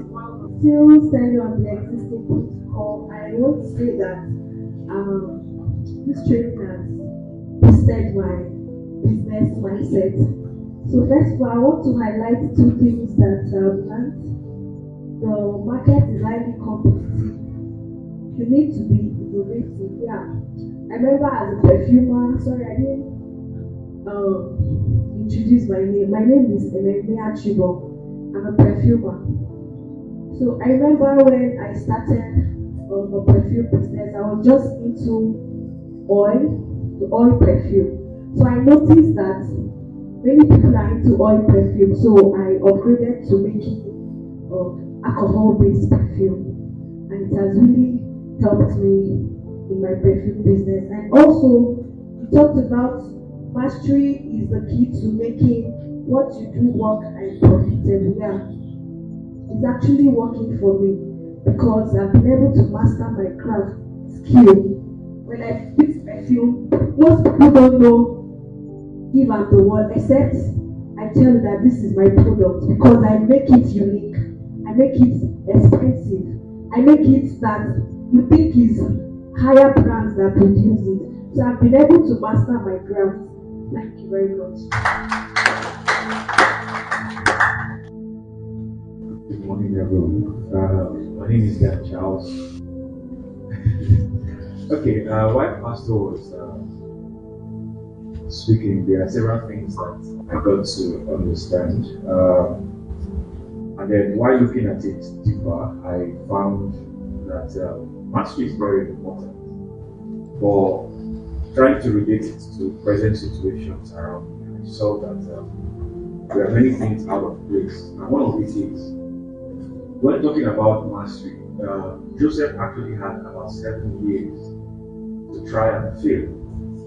That's why the fact he was a dreamer, that's why the fact he had all of those wonderful innovations and ideas that came from God. He had a period of time where he was testing out strategies, testing out his abilities and all of those stuff within that time frame before the famine came. So many a times we try to push ourselves to a break point. What's the word? We want to go quick. We want to arrive quickly. We want to get results. And then we miss out on many processes, many parts of our lives that gather together to grow together. And in the period of mastery, those are periods where you meet with. One of the challenges I have as an entrepreneur is to find people who are trustworthy, but they are not skillful. And many a times you find people who are skillful, but they are not trustworthy. So you have a period of time where you are trying to master yourself, but you can't do it alone. You need people, you need relationships, you need to have influence, you need to have people who will also refer you to other people and all of that. So for me, what I got there is the period of 7 years for Joseph was a period of mastery, the period of recommendations, the period of failure, the period of testing out strategies, innovations. And then the second thing that I saw as a problem to many of us in the society today is the fact that we are affected by our environment. I'll explain. What I mean by that is many persons want the whole world to hear about them quick. You want people in Israel, Jacob, and the rest of the gang to travel all the way to come and buy your services. You want to reach out to the entire world quickly. Whereas the place where you already are, we don't even know you. We don't know what you are doing. We don't understand what you are doing. In fact, when you did what you are doing, all of us complain because you did not do it well. So many times, I'm saying that because for two reasons. One, we don't limit ourselves to our environment. We grow within that environment. You could fail maybe in that your small corner and move ahead, do so many innovations around there.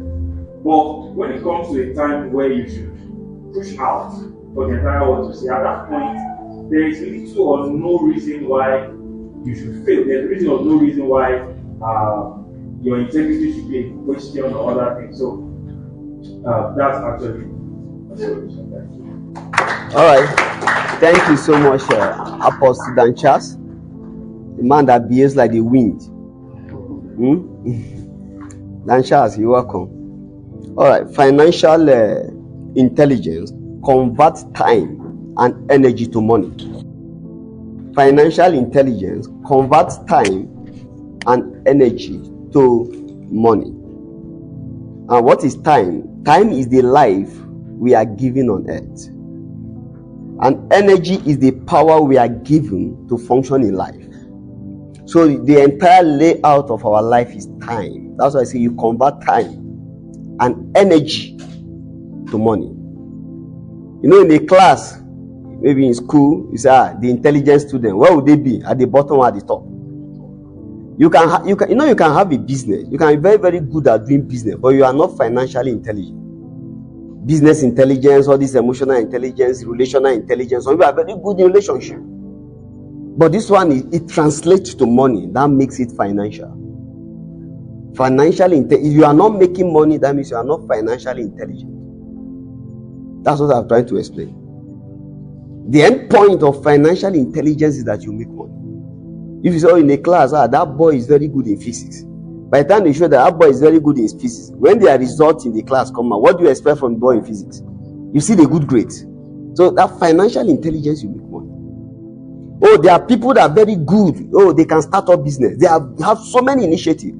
But making money is a totally different concept. You can start up business, you can run a business very well, and you may not be making money. So to your business, to your relationships, you need to inject financial intelligence. That's why when we started, I said you have to be to make money, you have to be financial. So financial intelligence converts what? Time and energy to money.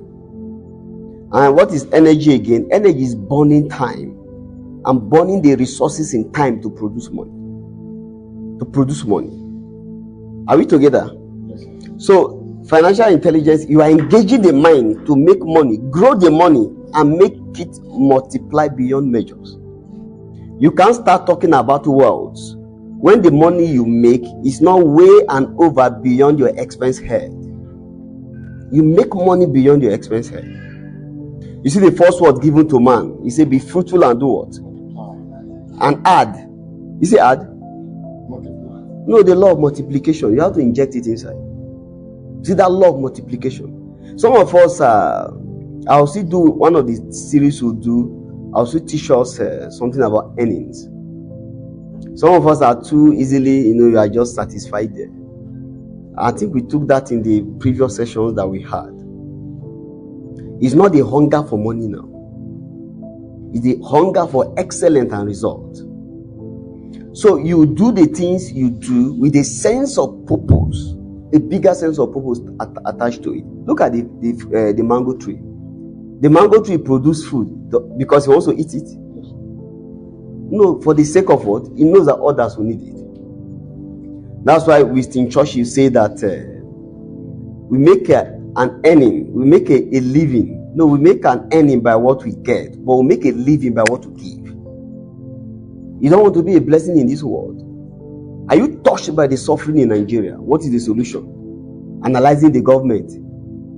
Talking about government. This one, government is this, government is that one.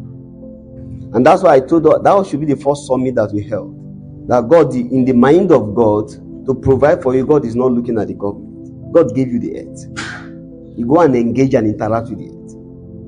That is why God gave us the creative genius of himself. The human mind is the creative genius of God. That's the mind that made the world. God put it inside you.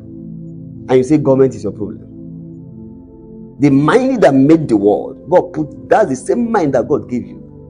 That's why when God made his palm tree, is too tall. We can look at the palm tree that is too tall. We do hybrid and make it short. Hybrid production.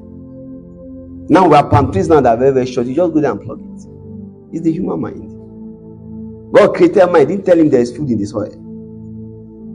You looked at you know that these tubers of yam is inside the ground. When God made man, he didn't give us fire. One of the most telling creation of man, fire, heat. Man came up with the concept of fire and they revolutionized the world. Everything is all this is your petroleum, all this is your gold, everything is subjected to heat. He didn't say God created on day 1, God created the day 8, day 7. Day 7, God rested. Day 8, God created fire. Don't create fire. You eat the tubers of yam raw. Because God gave you the mind to do it. So engaging your mind, you come up with something. You sit down in a city, sit down in an environment, look into the city. You engage and interact with people. You stir the fountain that is inside. And then those innovation and ideas is coming. Sometimes when it's coming, fear will arrest it. There are people that have done so well, wonderful business initiative. They gave them, because of fear, they did not even take a step. They took one step and they hit a stone. They say, who said it? When you hit a stone, take another step. You hit it again, take another step. Or people that create markets. Look at it now, Uber, and everybody's doing Uber now. Somebody started and created it.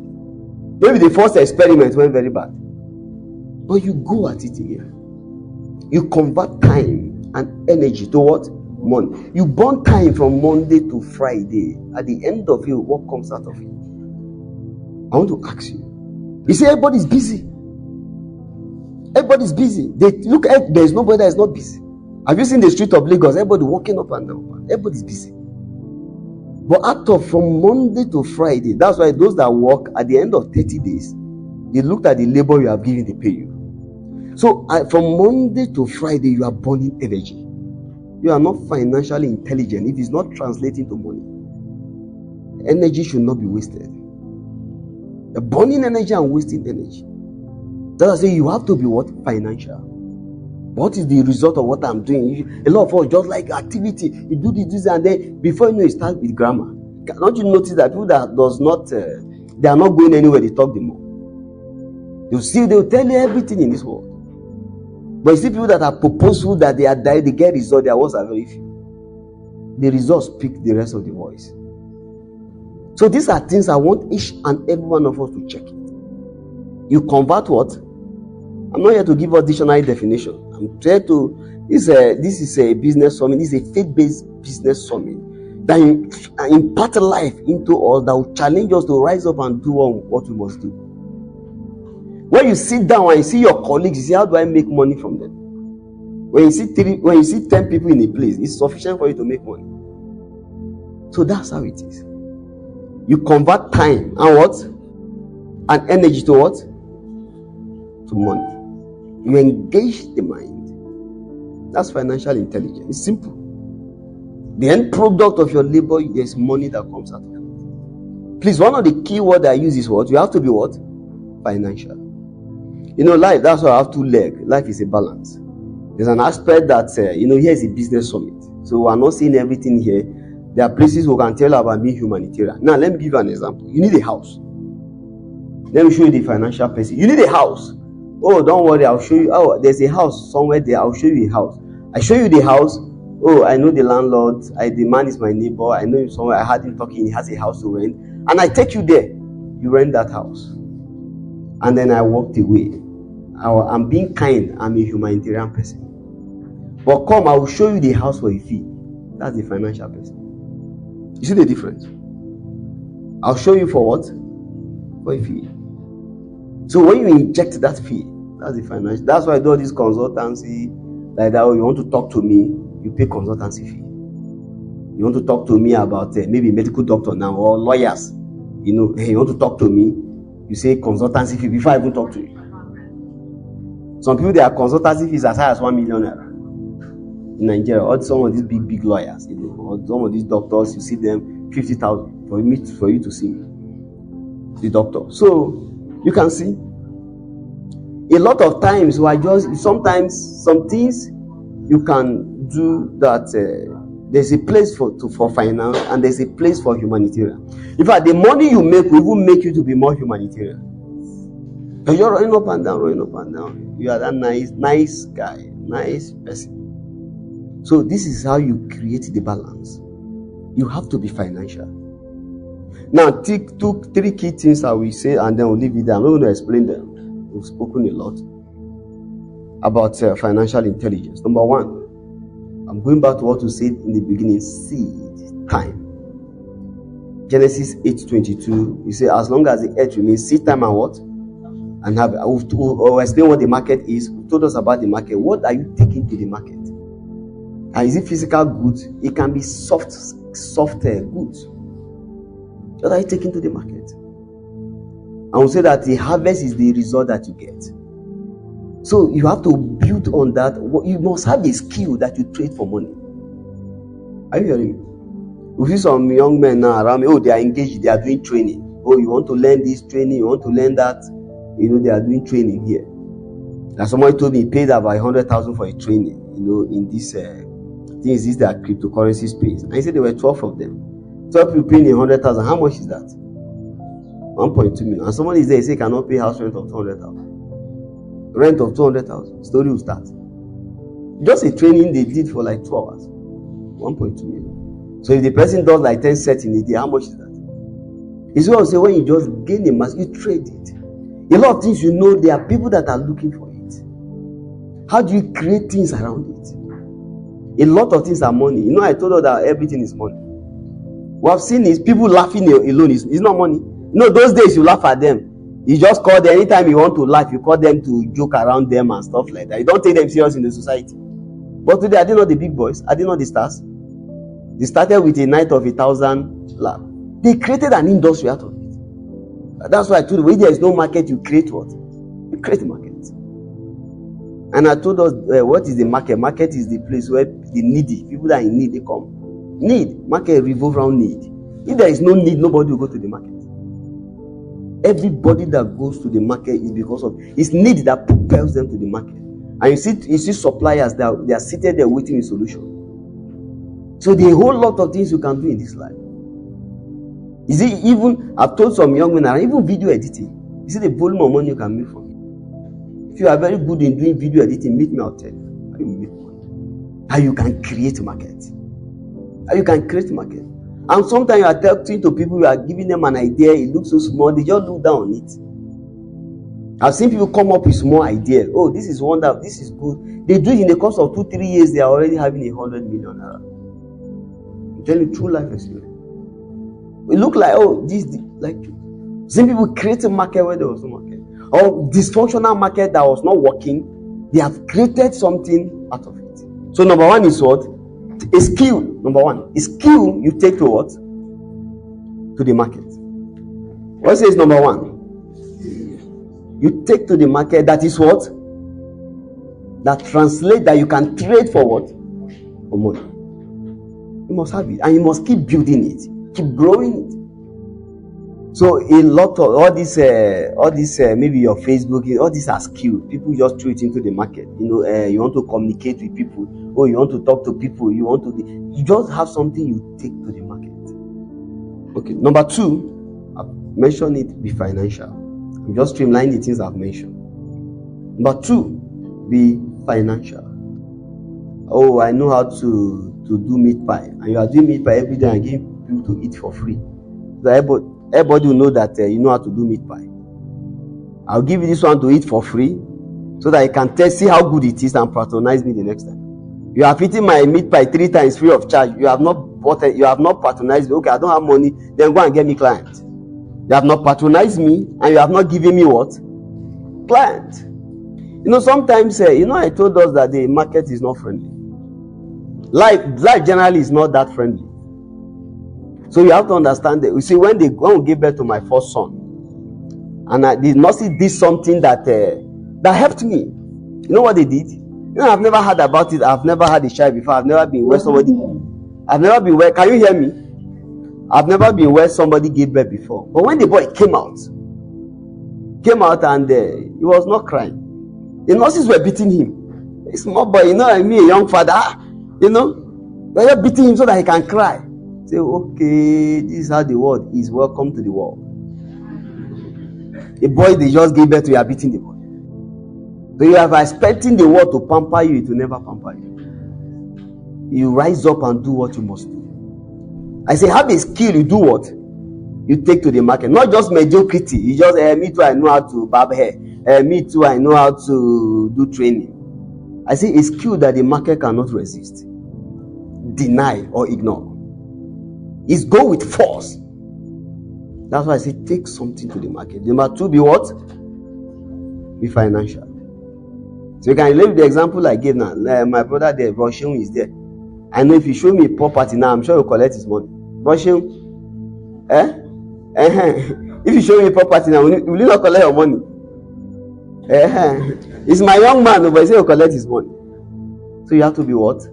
Financial. And number 3, the defining element in life. All of life. Small words, all of us know it. We are too familiar with it, but that is the word. Growth. You must grow. Add the element of growth to anything, and it becomes a phenomenon. Is that element of what? Growth. Start selling bread. Add that element of growth, not crawling. I told you the kind of growth you should have in multiple what? Fold. Add it to you. Start selling bread. Before long, you own a bakery. That defining element is growth. If you have a child and that child is not growing, wouldn't you be restless? You say, I have this initiative, and the initiative is not growing and you are comfortable. Thank God we are eating and drinking. Thank God things are bad in this country, but our own is not that worse yet. When there is no hunger. I was speaking to them at a forum and somebody is collecting 100,000 in this economy. And you're okay. When with the genius of God that you have called the human mind, please convert 100 naira to dollars. How much is that? And tell me, 100,000. Convert it to dollar. How much is it? Tell me now. Let us hear. 67. Is that correct? How much is it? Whatever rate is less than 70. So you are collecting 100,000. You are earning $70 in a month, and if you say $70, because no, you don't spend in naira in Nigeria. You spend in dollars. Everything you buy in Nigeria, the price is determined by the price of the dollar. So you don't earn naira, you don't express what you earn in naira but in dollars. This water, if dollar becomes 2,000 naira, dollar is like how much now? 1.4. If dollar is now 2,000, how much does this thing go for? This water, like 200. No, the hotel did not give us for 200. Hotel, okay, but like 400, 500. Or let's even say 200 outside. This thing is 200 now. If dollar today is 2,000 naira, how much would this thing be? It will be 350.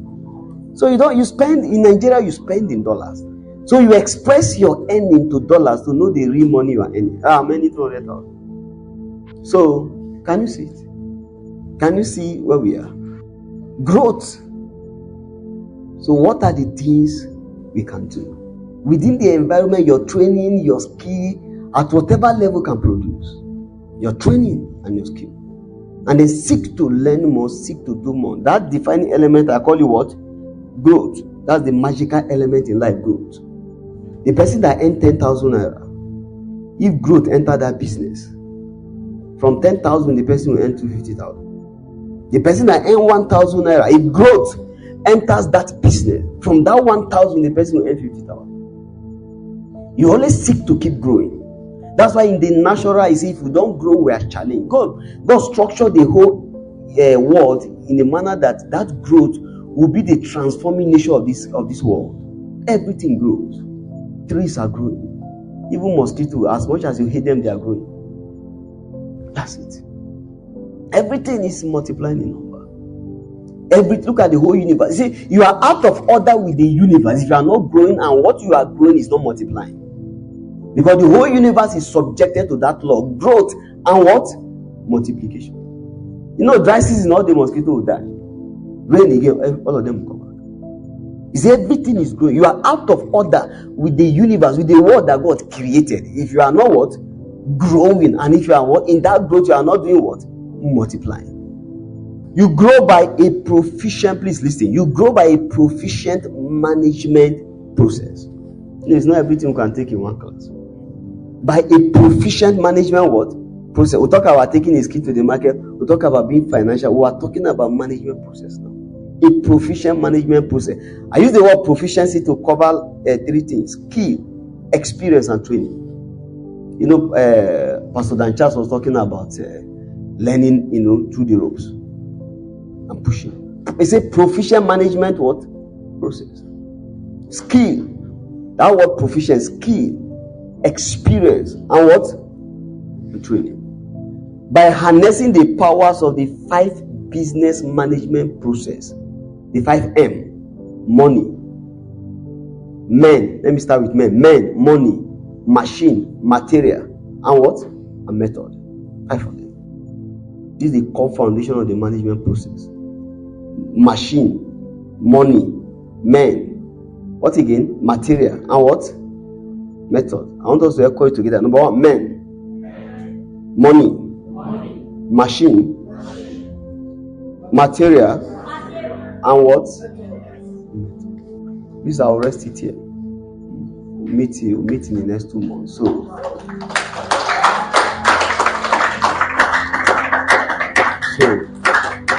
Barrister is in the house. I want to give. Where is the mic, Ojima?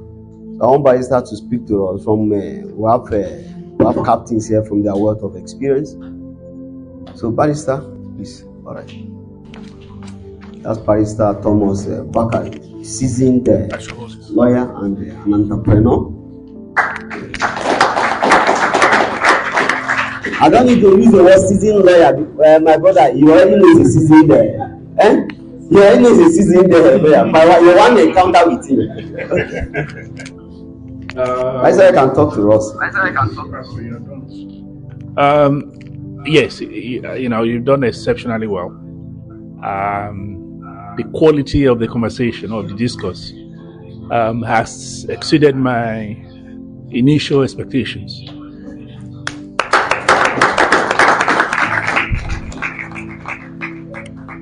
So, a lot has been said already, and I won't belabor a lot of the issues.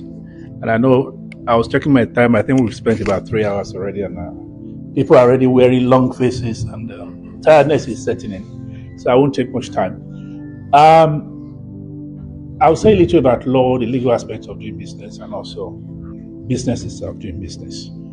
So I'll start with the legal aspect. I think it's probably common knowledge that with business goes relationships, transactions, and all of these things have one thing in common. They create what we call legal relations. So that even at the base level, going to a market to buy tomato, or even the simplest of things, that interaction that you are having with the other person, you are creating legal relations, which means the law recognizes the existence of rights and obligations once you start interacting on the basis of money. And what that means is that when we move higher up the chain of business and we are doing a more formal type of business, the law becomes even more important. We have regulations depending on the sector. Pastor talked about the banks being regulated, but even ordinary businesses are subject to several laws. I think a couple of the pitches we had today, in fact the 2 pitches we had, were on property, and property is one of the biggest sectors in Nigeria today. And it's also one that generates a lot of legal traction between those engaged in that sector and those who are buying and selling and those who are mediating the relationship, agents, lawyers, surveyors and all that. So my take will be that in everything we do, we keep an eye on the legal obligations that we are creating for ourselves, and also have an awareness of our rights. I think I mentioned briefly during the one of the pitches that the court system, not just in AKURE here, but across the country, is weighed down by a huge number of property-related disputes and also business-related disputes. So all these interactions that you're going to have as a business person, they have the potential to create serious legal consequences. I think a lot of us, we just go into business, we focus on the money part. We think about the commercial and business risks. But the legal risks can also become an albatross around the business. And it can then stall the progress of that business. Because you only need one very serious legal case to find yourself having to pay a huge amount of money to prosecute or to defend or even bring an action against somebody. But what you can do to manage that legal risk is to, as early as possible, have engagements, if you can, with a lawyer, just as much as you should have with an accountant very early on in your business. Your accountant will help you to track your progress or even failure, so that you can be seeing what is going on and be making additional efforts to correct things, so that you don't wait until you're on the verge of bankruptcy before you then call in an accountant. Same applies to a lawyer. You should, especially if you are doing serious business, and serious business doesn't mean a business that is turning over billions or even tens of billions. Once you start, like I said, having serious business relationships with others, it's a good idea to have start having discussion with a lawyer. It shouldn't cost too much just to have that initial conversation. This is what I'm doing. These are the type of relationships I'm entering into. Are there things that I need to bear in mind? Yes, or do. So that will be for the legal part. For the business part, a lot has been said, and there's not much else I can say better than the business expert himself. But I'll just add that a lot of businesses succeed or fail, or rather, the difference between a successful business and a failed business very often is a very small. The difference is very small. So it's not the magnitude of the effort at times. We fail or succeed on very tiny little margins. So the margins are very small. But one thing I've observed personally is that many of us go into business having expectation of money flowing in, and it's all going to be rosy and up and up and up. But in reality, most businesses actually fail. Most businesses end up failing after people have invested huge amount of money. So I want us to bear that in mind. And also I noticed that a lot of us, we have good ideas, we have good technical skills and all that, but we are very poor marketers. If you are not selling and you are not generating revenue, you are on the road to failure. However beautiful your office is, spending millions on your office to put a package out there, but if you are not bringing in the money, there's nothing will rescue that business. So we need to develop a skill to go out there and sell our services and our products. Let people be aware what we are doing. Don't sit in your office. Go out. If you get to your office, as the owner of that business, you have a responsibility to drive revenue. To drive revenue, and the way to drive revenue is to go out there and look for those who are in need of your service. So this brings us to what the pastor was saying about need. Sitting in the office and waiting for people to turn up because you put on an advert on the OSRC is called or whatever. It's not going to work. There are so many businesses out there. Everybody is competing for what seems like it's a market that is not expanding exponentially because the economy is struggling. So the opportunities are there, but the competition is on a huge level. So you need, as an entrepreneur, to get out and drive revenue. Because without revenue, there's no profit. Am I right? Yes, sir. So it's not about your skill or even the capital that you have to start a business. You have to have the competence to bring in money, to bring in business into that business, to bring in buyers, clients, or whatever it's called, customers. That is the key to one of the most important keys to success.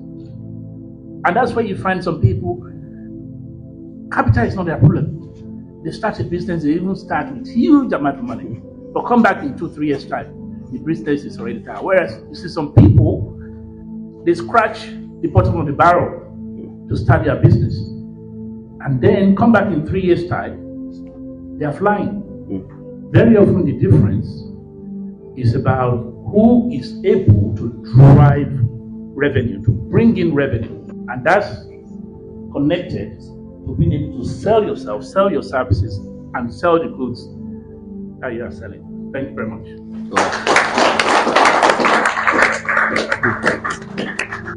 All right. How many of us learned something from there? What's the key word you pick from there? Again? And again, from driving revenue, what did he say? How do you drive revenue? Yeah, he said you should drive sales. Because if there is no sales, there's no business. And then you should sell what? Yourself. I will hand over to, I'll finish talking, organizers, please. I'll finish talking. I'll hand over to Pastor Maker now. You see, I didn't mention something in Joseph. What he mentioned now, that's how Joseph started. He started by selling. Joseph sold himself. When he interpreted the dream in Genesis 40 to the chief butler now, he said, mention me to Pharaoh. Not to anybody. Okay, when you go, please. He said, go, mention me to what? To Pharaoh. I can prove from you from scripture that Joseph knew he was going to be the prime minister. But let's not go there. So he said, when you go, mention me to Pharaoh. That was all. He knew he was going to have a need and he will call him. Now, when he stood before Pharaoh, was he one beggarly man? Please show me mercy. I did not commit that thing. They put me in prison. To tell who the man was. He said, when you go, you say, mention me to Pharaoh. He didn't say, remember me. And stop there. He said, when you go, mention me to whom? Let me hear us now. He said, mention me to whom? He said, mention me to Pharaoh. Is he selling? So it's not as if they helped him there. He kickstarted the whole something. And when he stood before Pharaoh again, the last statement that Pharaoh made to Joseph in Genesis 41:13, the last statement he made, 13 or 14. The last thing Pharaoh said that, and there is no wise man in the whole of Egypt. You know what Joseph said? He sold himself to Pharaoh again. He said, choose you a man discreet and wise. They just told him that there is no wise man. It's just like standing, okay, we need a doctor that can cure this. He said, okay, you are the doctor now. He said, okay, go and get a doctor. He said, there is no wise man. Yeah, you are the only wise man. He said, Pharaoh said, there is no wise man in the whole of Egypt. And that's the first thing Joseph said, get a wise man. Go and get it now. Maybe you turn to those magicians. No, it's a principle. He said the scripture. He said the scripture is able to make you what? Wise unto what? Salvation. It's not only about going to heaven. In fact, one of the salvation that Joseph told his brother in Genesis 47 verse 5. He said, God sent me ahead of you to save your life by a great deliverance, by a great salvation. Economic too is what? Salvation. Economic deliverance is salvation. He said the scripture is able to make you what? Wise. Right?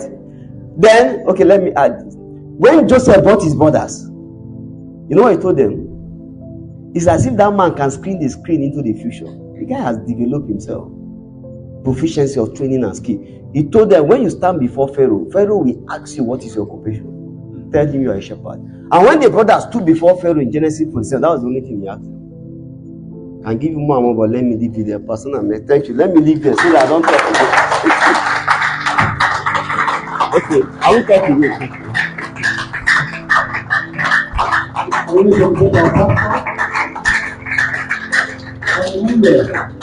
Let's pass the message. Thank you so much. It has been an awesome time. So many things have been said. And it's not just for us to hear, but for us to apply some of the things we heard. You know, one of the things Pastor said that struck me, the mastery aspect that we've been talking about is very key, very germane, that we master what we do. You know, I was just pondering the scripture where they said that Saul will be sick and they will order for David to come and play harp. You know, some people, when they're playing drum, as if they're playing for masquerade. You're playing your drum, even God will not smile at your drum. So there's something about mastery that takes you to the heights. Some of the songs that worldly people celebrate, some of them, for instance, I'm sorry I'm calling names here. When you have people like Celine Dion, they sing, you see that there is, you know, consistency, there is training, there is mastery. We call them worldly people, but God said we should also learn from them. So God wants us to master what we do. Let there be mastery. Let there be diligence. Let's go for the best, you know. So whatever you are doing, give it your best. The Bible says he that is diligent in what he does will sit with kings. Will sit with kings. So please, let it be a take home. Another take home I got was the branding part of it. But I was surprised nobody talked about it. The branding. The pastor said something about branding. Great. That was the parting words of CEO of Nokia. When Nokia was about to face off for Microsoft, they asked him to make a speech. And he said, we didn't do anything wrong. However, we lost. Let me say it again. We didn't do anything wrong. However, we lost. That means if you are, I am that I am, you will lose the game. You are expected to upscale. You are expected to brand.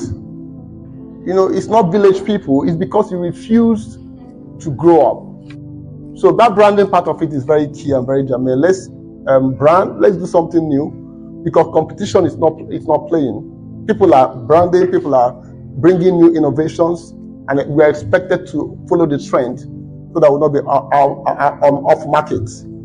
Hallelujah. Praise God. So now we'll be asking so many questions. We'll be engaging our heart. It's a very important section in this summit. We believe that you should be as free as the air to air your view, to interact, to ask questions. Because it's free, you know, people in Nigeria, we don't value free things. Yeah, we don't value free things. But I feel wise people should know that whether money is attached to a thing or not, money is not attached, we must understand the importance of what we do. So please, I want us to give our best in this session where we'll be asking questions.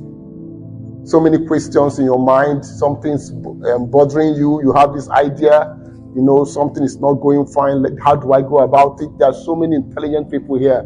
I can tell you for free, there are so many people in this summit who can give you an idea, a suggestion that can take your business to the next level.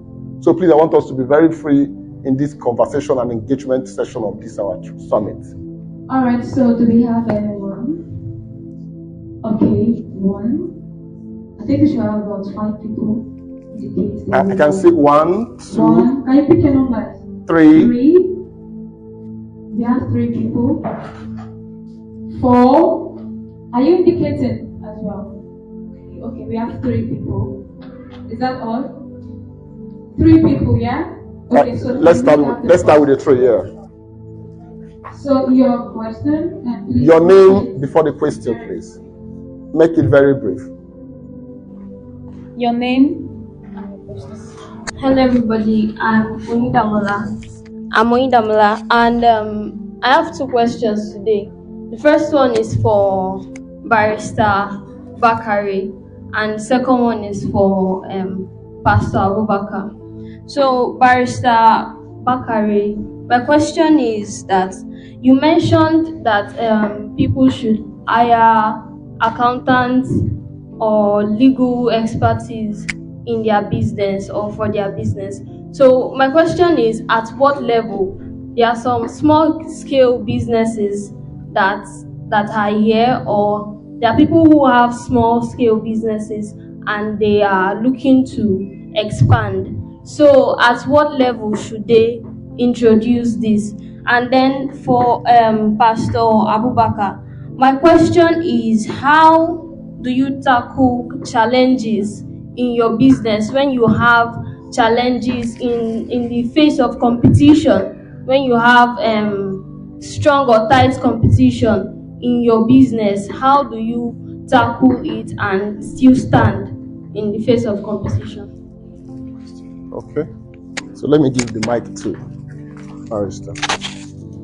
So it's going to be somewhat difficult to say that perhaps once you're ready to you should be thinking like an accountant and a lawyer.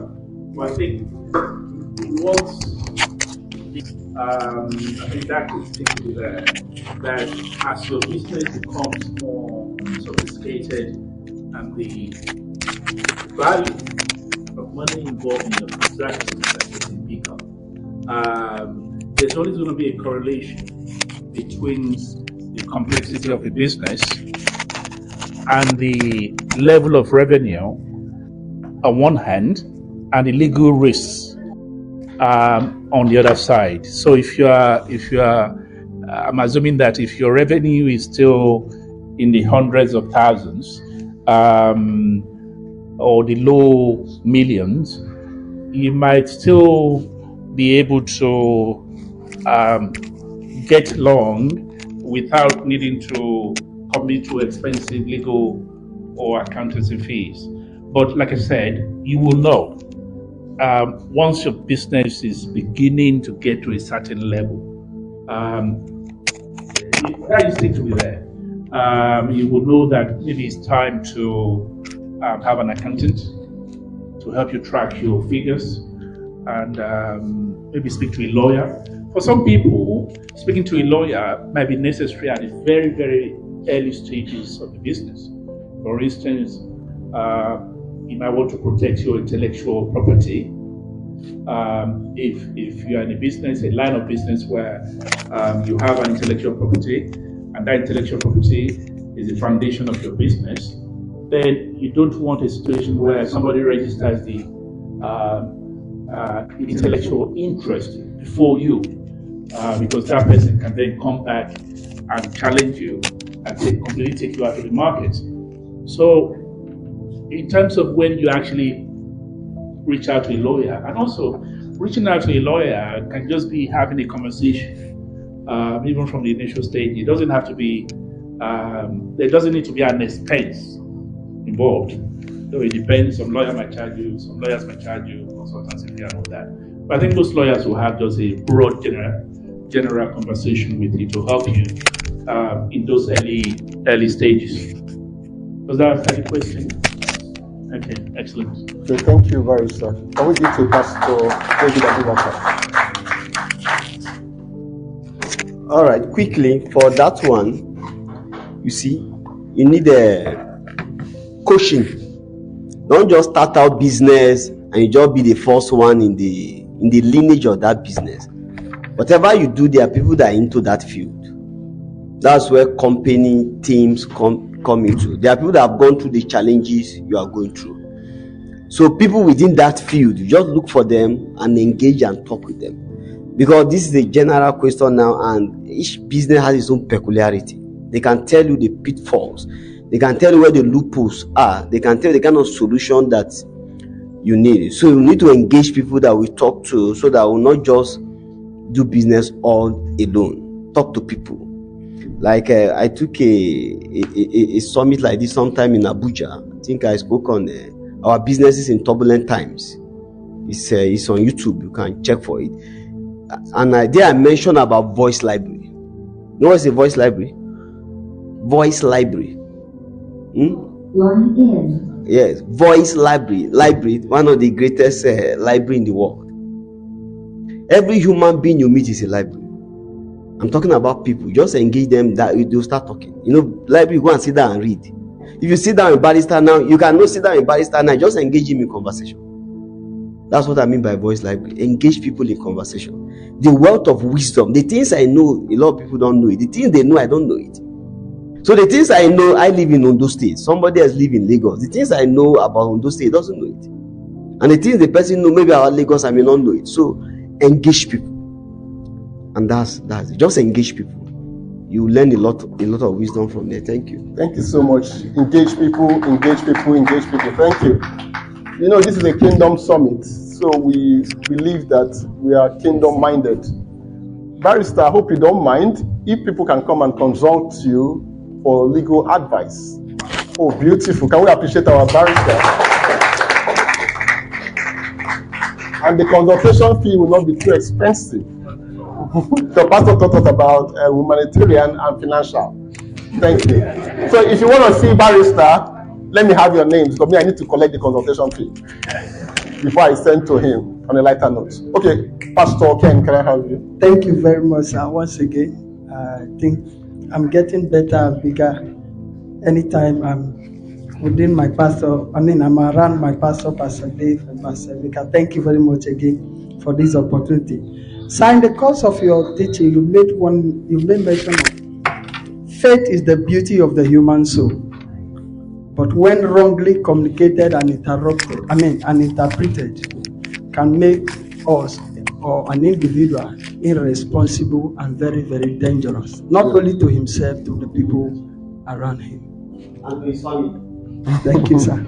And this has almost become one of the bane of Christendom today, that we find so many anathema around us. And also you said the business environment does not entertain emotion. It's not emotional and all of that. I was trying to understand better in Proverbs 3:3, where the Bible was talking about let not mercy and truth forsake thee, and all of that and other places. Sir, even as a Christian doing business, how do you balance this scripture with willfully knowing that the scripture again? Okay, let not mercy and truth forsake thee. Maybe I could just add some other thing just like that. Okay, let not mercy and truth forsake thee. Bind them about thy neck, write them upon the tablet of the heart. And personally, I want to mean that this one will revolve around everything you do as an individual, as a Christian, and even as a kingdom entrepreneur. Now, sir, working with people and dealing with people, and willfully knowing that the business world does not entertain emotion and all of that, how do we balance this scripture into business and we don't run into short? That's one. And then secondly, I never knew barrister was also coming up from this end. Actually jotted a question down, and it's all about business, especially the growing business. Okay, I want to be personal now, like those little businesses, financial institutions that are coming up. What are the legal acceptable registrations that could actually help guide an upcoming businesses? Probably by the time you find yourself in one place or the other, you are not challenged. Thank you, sir. So, obviously, it'd be very difficult to give specific advice without having the full knowledge of specific business. But there are so many businesses. Well, again, even if you say financial, there's a huge spectrum from banks to little loan companies and all that. That's what I'm saying, that it's not something that I can give specific advice for here. But if it's something we want to have a conversation about later, we can have that conversation. Is that okay? Of course, we all know about the basic ones, like you register your company with SACE and FRS, and those are the basic ones. But once it becomes sector-specific advice, then it takes more discussion and engagement to understand the type of business you run. Okay, before I can then provide advice. Okay, all right. Thank you so much.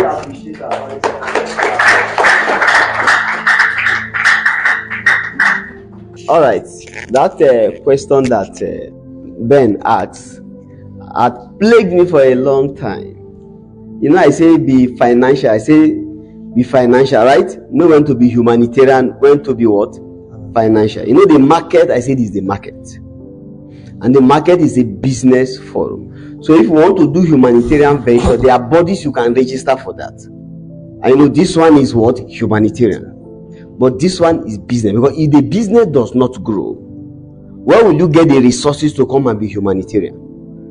It's just like you carry a seed. If you eat that seed, but if you discipline yourself to plant that seed, even though you need to eat it, your baby is crying, but you plant it. By the time you plant it, when it grows, it becomes a mango tree. And every year continue to produce for a lot of people. So these are the disciplines we need. And then there's this thing about conscience for those of us that are faith-based. You say mercy and truth. Now the question is, what is truth? Then what is mercy? Oh, I'm doing business, I'm not helping people I should see. No, there is a way, there is a pathway. Once we start and register a business, you cultivate the business, you build the business. By the time you grow that business, then the business will now have higher potential to do more. Like today now, if you looked at what Tony Lumelu Foundation is doing, they have disbursed over 100 million United States dollars, to I think 20,000 entrepreneurs or 1.5 million people. 1.5 million people have been trained, and they have disbursement of about 20,000 people. Now, if you have not built a company that can get that money, you get the money from someone. So that's the thing about don't allow your mind to play on you. Of course, you see, when you make money from a business, there's a portion you keep. So, okay, I want to keep this portion to help people. I want to use this portion to do something. It's different from business itself. Not that somebody will come, I want to take the business all in the name of mercy, all in the dance. No, that one will not. That one is not even truth, right? And the truth is that you do your business and you make the money to make from the business, and then out of that one you can now support and then assist people on the other humanitarian side. So you don't use your business to do humanitarian. You use the proceed of the business to do what? Humanitarian. Let me repeat it again. You don't use your business to do what? Humanitarian. You use the proceed of the business to do what? Humanitarian. I was so bad to the extent that I felt like maybe if I do business and make money was even wrong. My wife is here, she will laugh at me now. Those days somebody build something that will make money out of it, I say no, I should help people now, I should do things for people. Now so many years back, But I now understand life better. If it's time for me to pay school fee now, nobody will smile at me. In fact, they will throw your children from school. Am I correct? So you need to make that money to be able to do that and help other people pay school fee. There's a question from the online. Please, can you guys ask it? Can you read it out? The question is, thanks so much, sir. My question is in business. How do you close deals effectively, easily? I take it again, sir. The person said, thank you so much, sir. My question is in business. How do you close deals effectively, easily? It's quite simple. Like what I told my sister here, we need to engage our environment. Whatever business you are doing, you have people around you. Read books, listen to summit, seminar, or things like this, read books, engage people. Our wisdom bank will grow. You know what happens here? Your knowledge bank is growing. I've known that by the time I engage a lot of people, like those days when I was working in the bank, there's something I used to do. A lot of those are customers that come. I don't see the big money in their account. I ask them, how did you start? I go back to those times because I'm working with their experience. That's why I talk about voice library. Everybody you meet is a library and tell you things you don't know. So I asked them. One time I met someone that was the SSA to the governor, or be special advisor or something, and he was into furniture business. And from that furniture business, he was buying like 2 cars in the days of COVID, because he did supply to some of these big institutions. And I asked him, how did you get into this business? And he told me the beautiful story. So by the time you engage people, it will enhance your knowledge bank, and then one day it will come in hand. Because the more capacity you have, the more you are able to do, and then the more proficient you become just by knowing. So I'm not interested in business now. I tell people, go and simulate 100 business ideas. You are just toying with business. You are not doing them. You are just toying with business ideas. 100 business. You are just toying with them. You know, when you hold dynamite too long, one of them will explode one day. When you are playing with dynamite, you are toying with business ideas. Business in this locality, you just packing your head.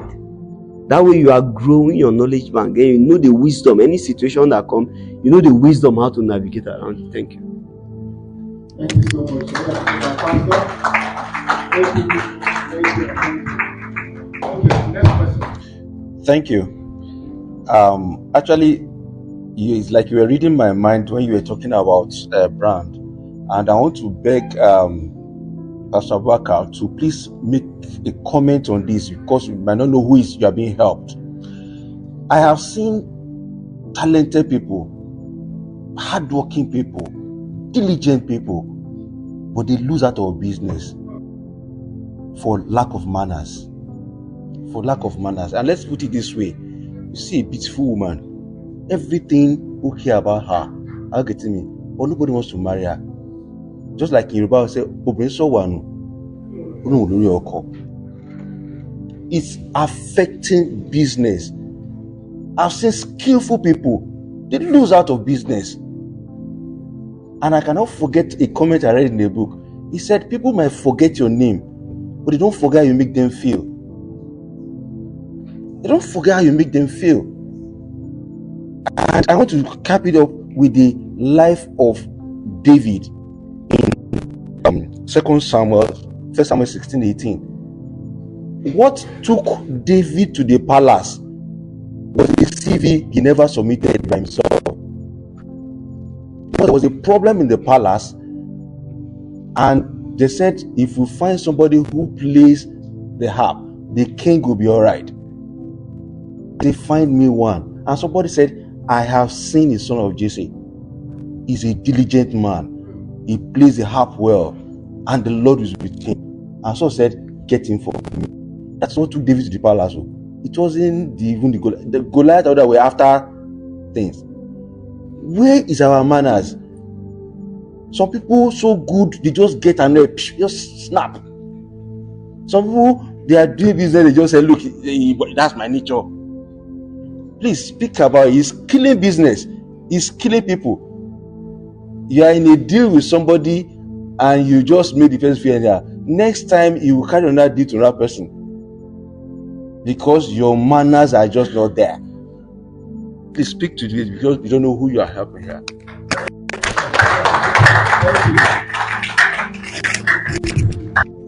Okay, I'll make this very bold statement here.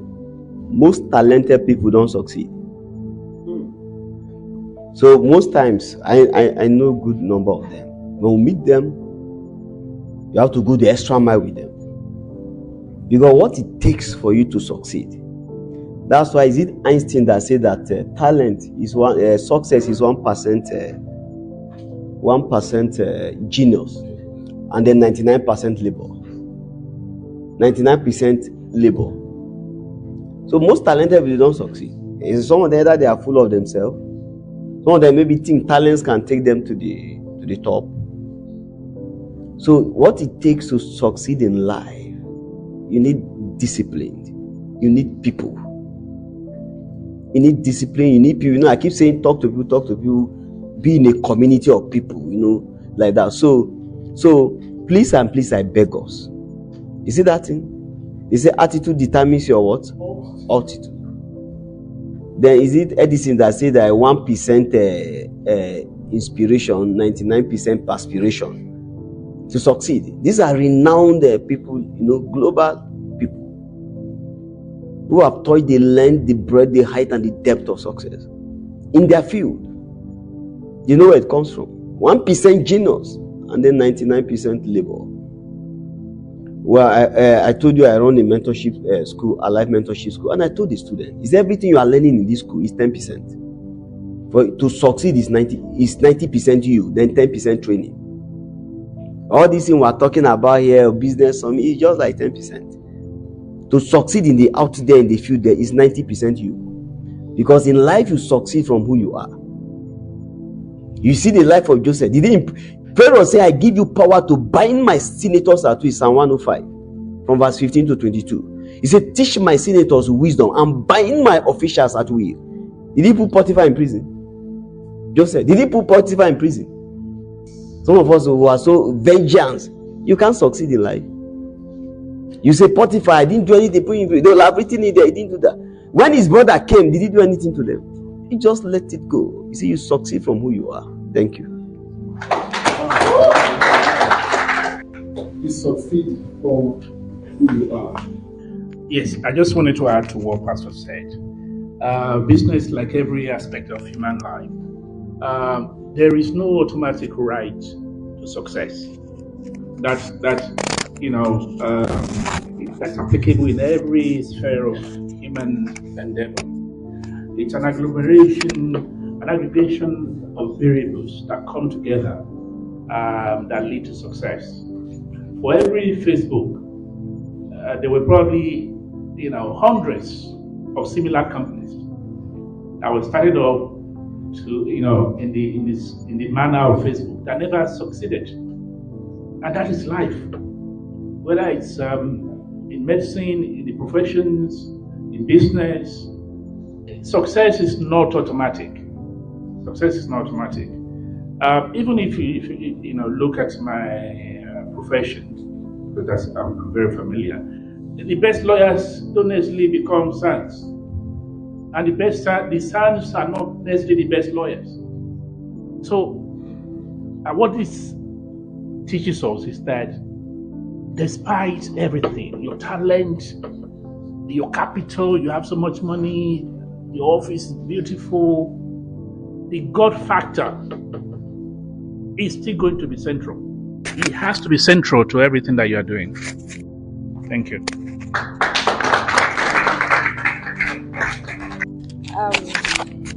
Mrs. Queen Ogala is my name. I'm a customer service representative and I'm also into the hair business.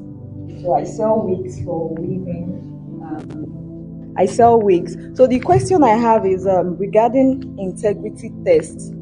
Like Pastor said, he said we have the first chance to just pass that test. So I just want to ask this question using this scenario. Like I said, I sell human hairs and also hair blends for women. All right, so human hairs are 100% human hairs that are gotten directly from human being hairs, that's ladies, while hair blends are gotten from animals and mixed with other materials to form the hair blends. So when some people get this human hair blends, they complain like it's not what I expected and all of that, because some of them actually want, maybe they think it's that 100% human hair they were going to get, of which maybe before they made that purchase, you actually explained everything, the difference and all of that to them. And because of the prices, you told them this is it, this is for human hair, and this is for human hair blend, these are the prices. And because of their budget and all of that, they decided to go for the hair blend. And then when they get it, they are like, oh, this is not what I was thinking. It's quite different from what I wanted and all of that. And you said we only have the first chance, first opportunity to prove that, to pass the integrity test. So to some people now who get the 100% human hair and they are satisfied, they like it and all of that, to them they tell you, I'll recommend you to other people, I'll tell people about you, I love it. And then those who got the hair blend and they're like, no, this is not what I wanted, seriously, I cannot get this, I cannot tell people about it and all of that. How do I create that balance?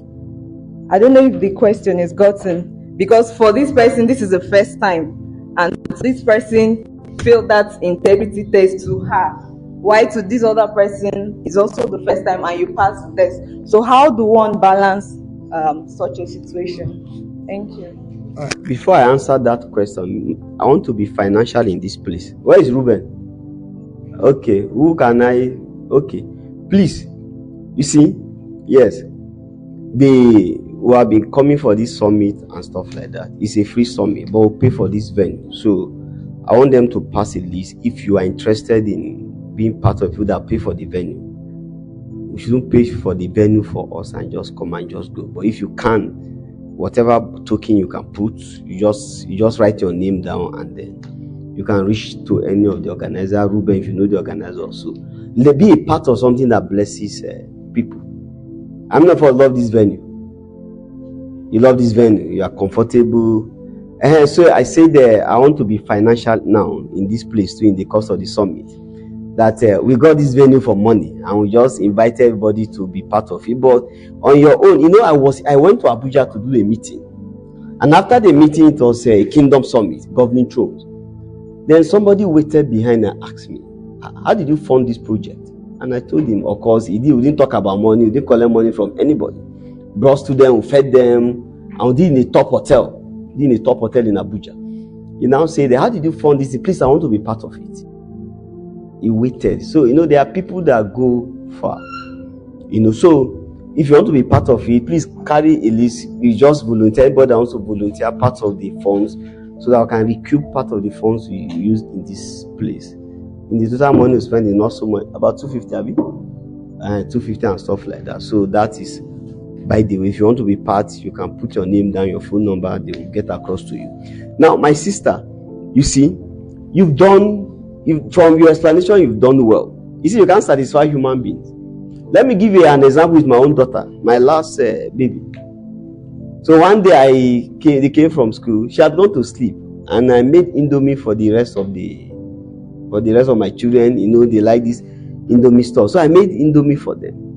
And the following morning, she woke up that I did Indomie. So why didn't I wake her? I said, I woke you. Now you refuse to wake up.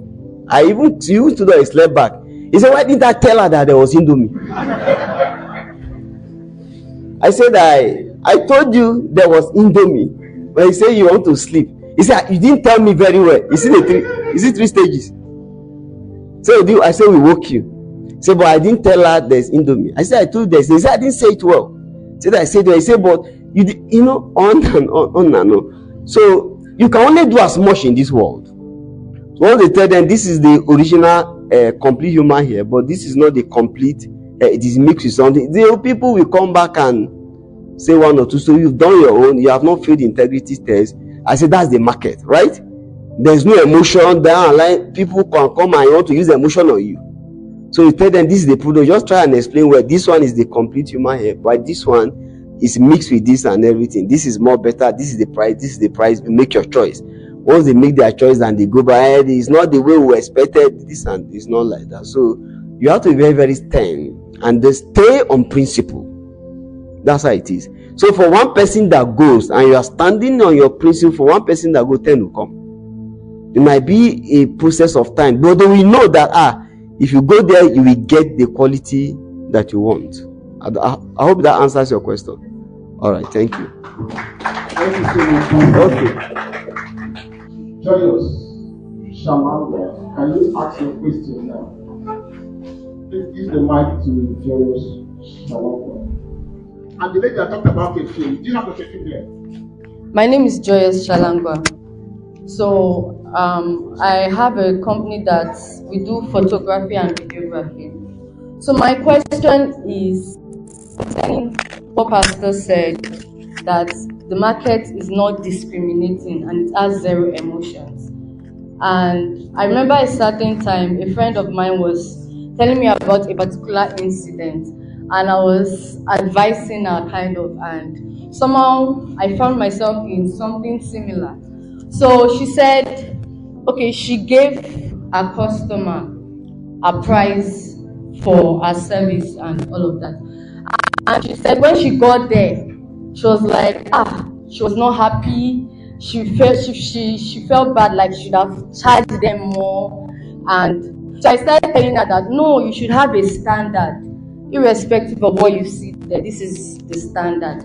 But I noticed that, okay, for example, my price list for AKURE is different from my price list from Lagos. Of course, we know the market is different.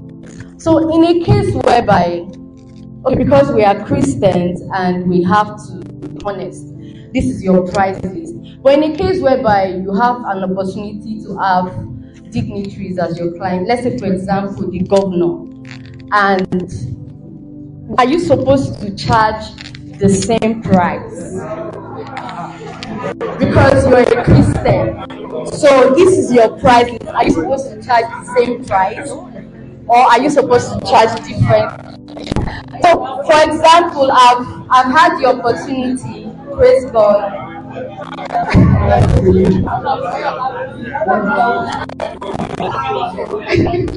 Okay, praise God. I've had the opportunity to work with politicians, and somehow I always feel bad, like I can't charge them more than my normal price. And I have this particular politician, I've worked with her for a while.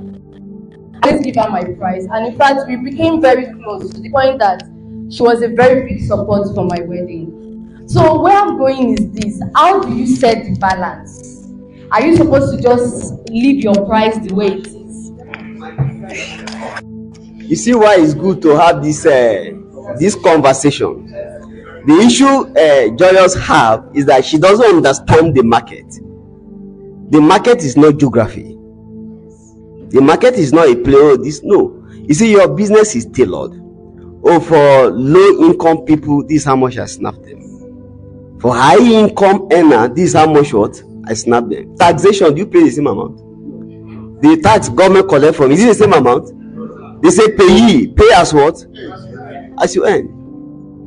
You want to shoot a billionaire, you are collecting the same money you are shooting a student. You are not in business. So she's not being financial. Okay. So Joyce, are we together? So your business, now you say you have some for Lagos is good, geography, Lagos, AKURE, they have to add something else. So it has to be based on, some people you give them your price, they will not hire you again. Yes. Some people the same product, say how much is this thing? They buy by price. That's what we call ostentatious customers. If you put price, they'll buy it. If you don't put price, they'll not buy it. So you have to tailor your market. That one has nothing to do with Christianity. The market is a market, it's a business place. You are not cheating anybody. You are not telling them this is white and this is black. This is my price. Offer and what? Acceptance. That's contract. So you want to you want me to snap you, and you see the person is coming, he has too much money to waste, and I say I'll do it for so fee. I think that one is simple enough. Thank you. Thank you, Sister Joyous, for that question. It's a very good question. And at this point, I think we can be wrapping up. Pastor, anything else for us? Okay. At this point, I want to say a very big thank you to every one of us. Can you appreciate yourself?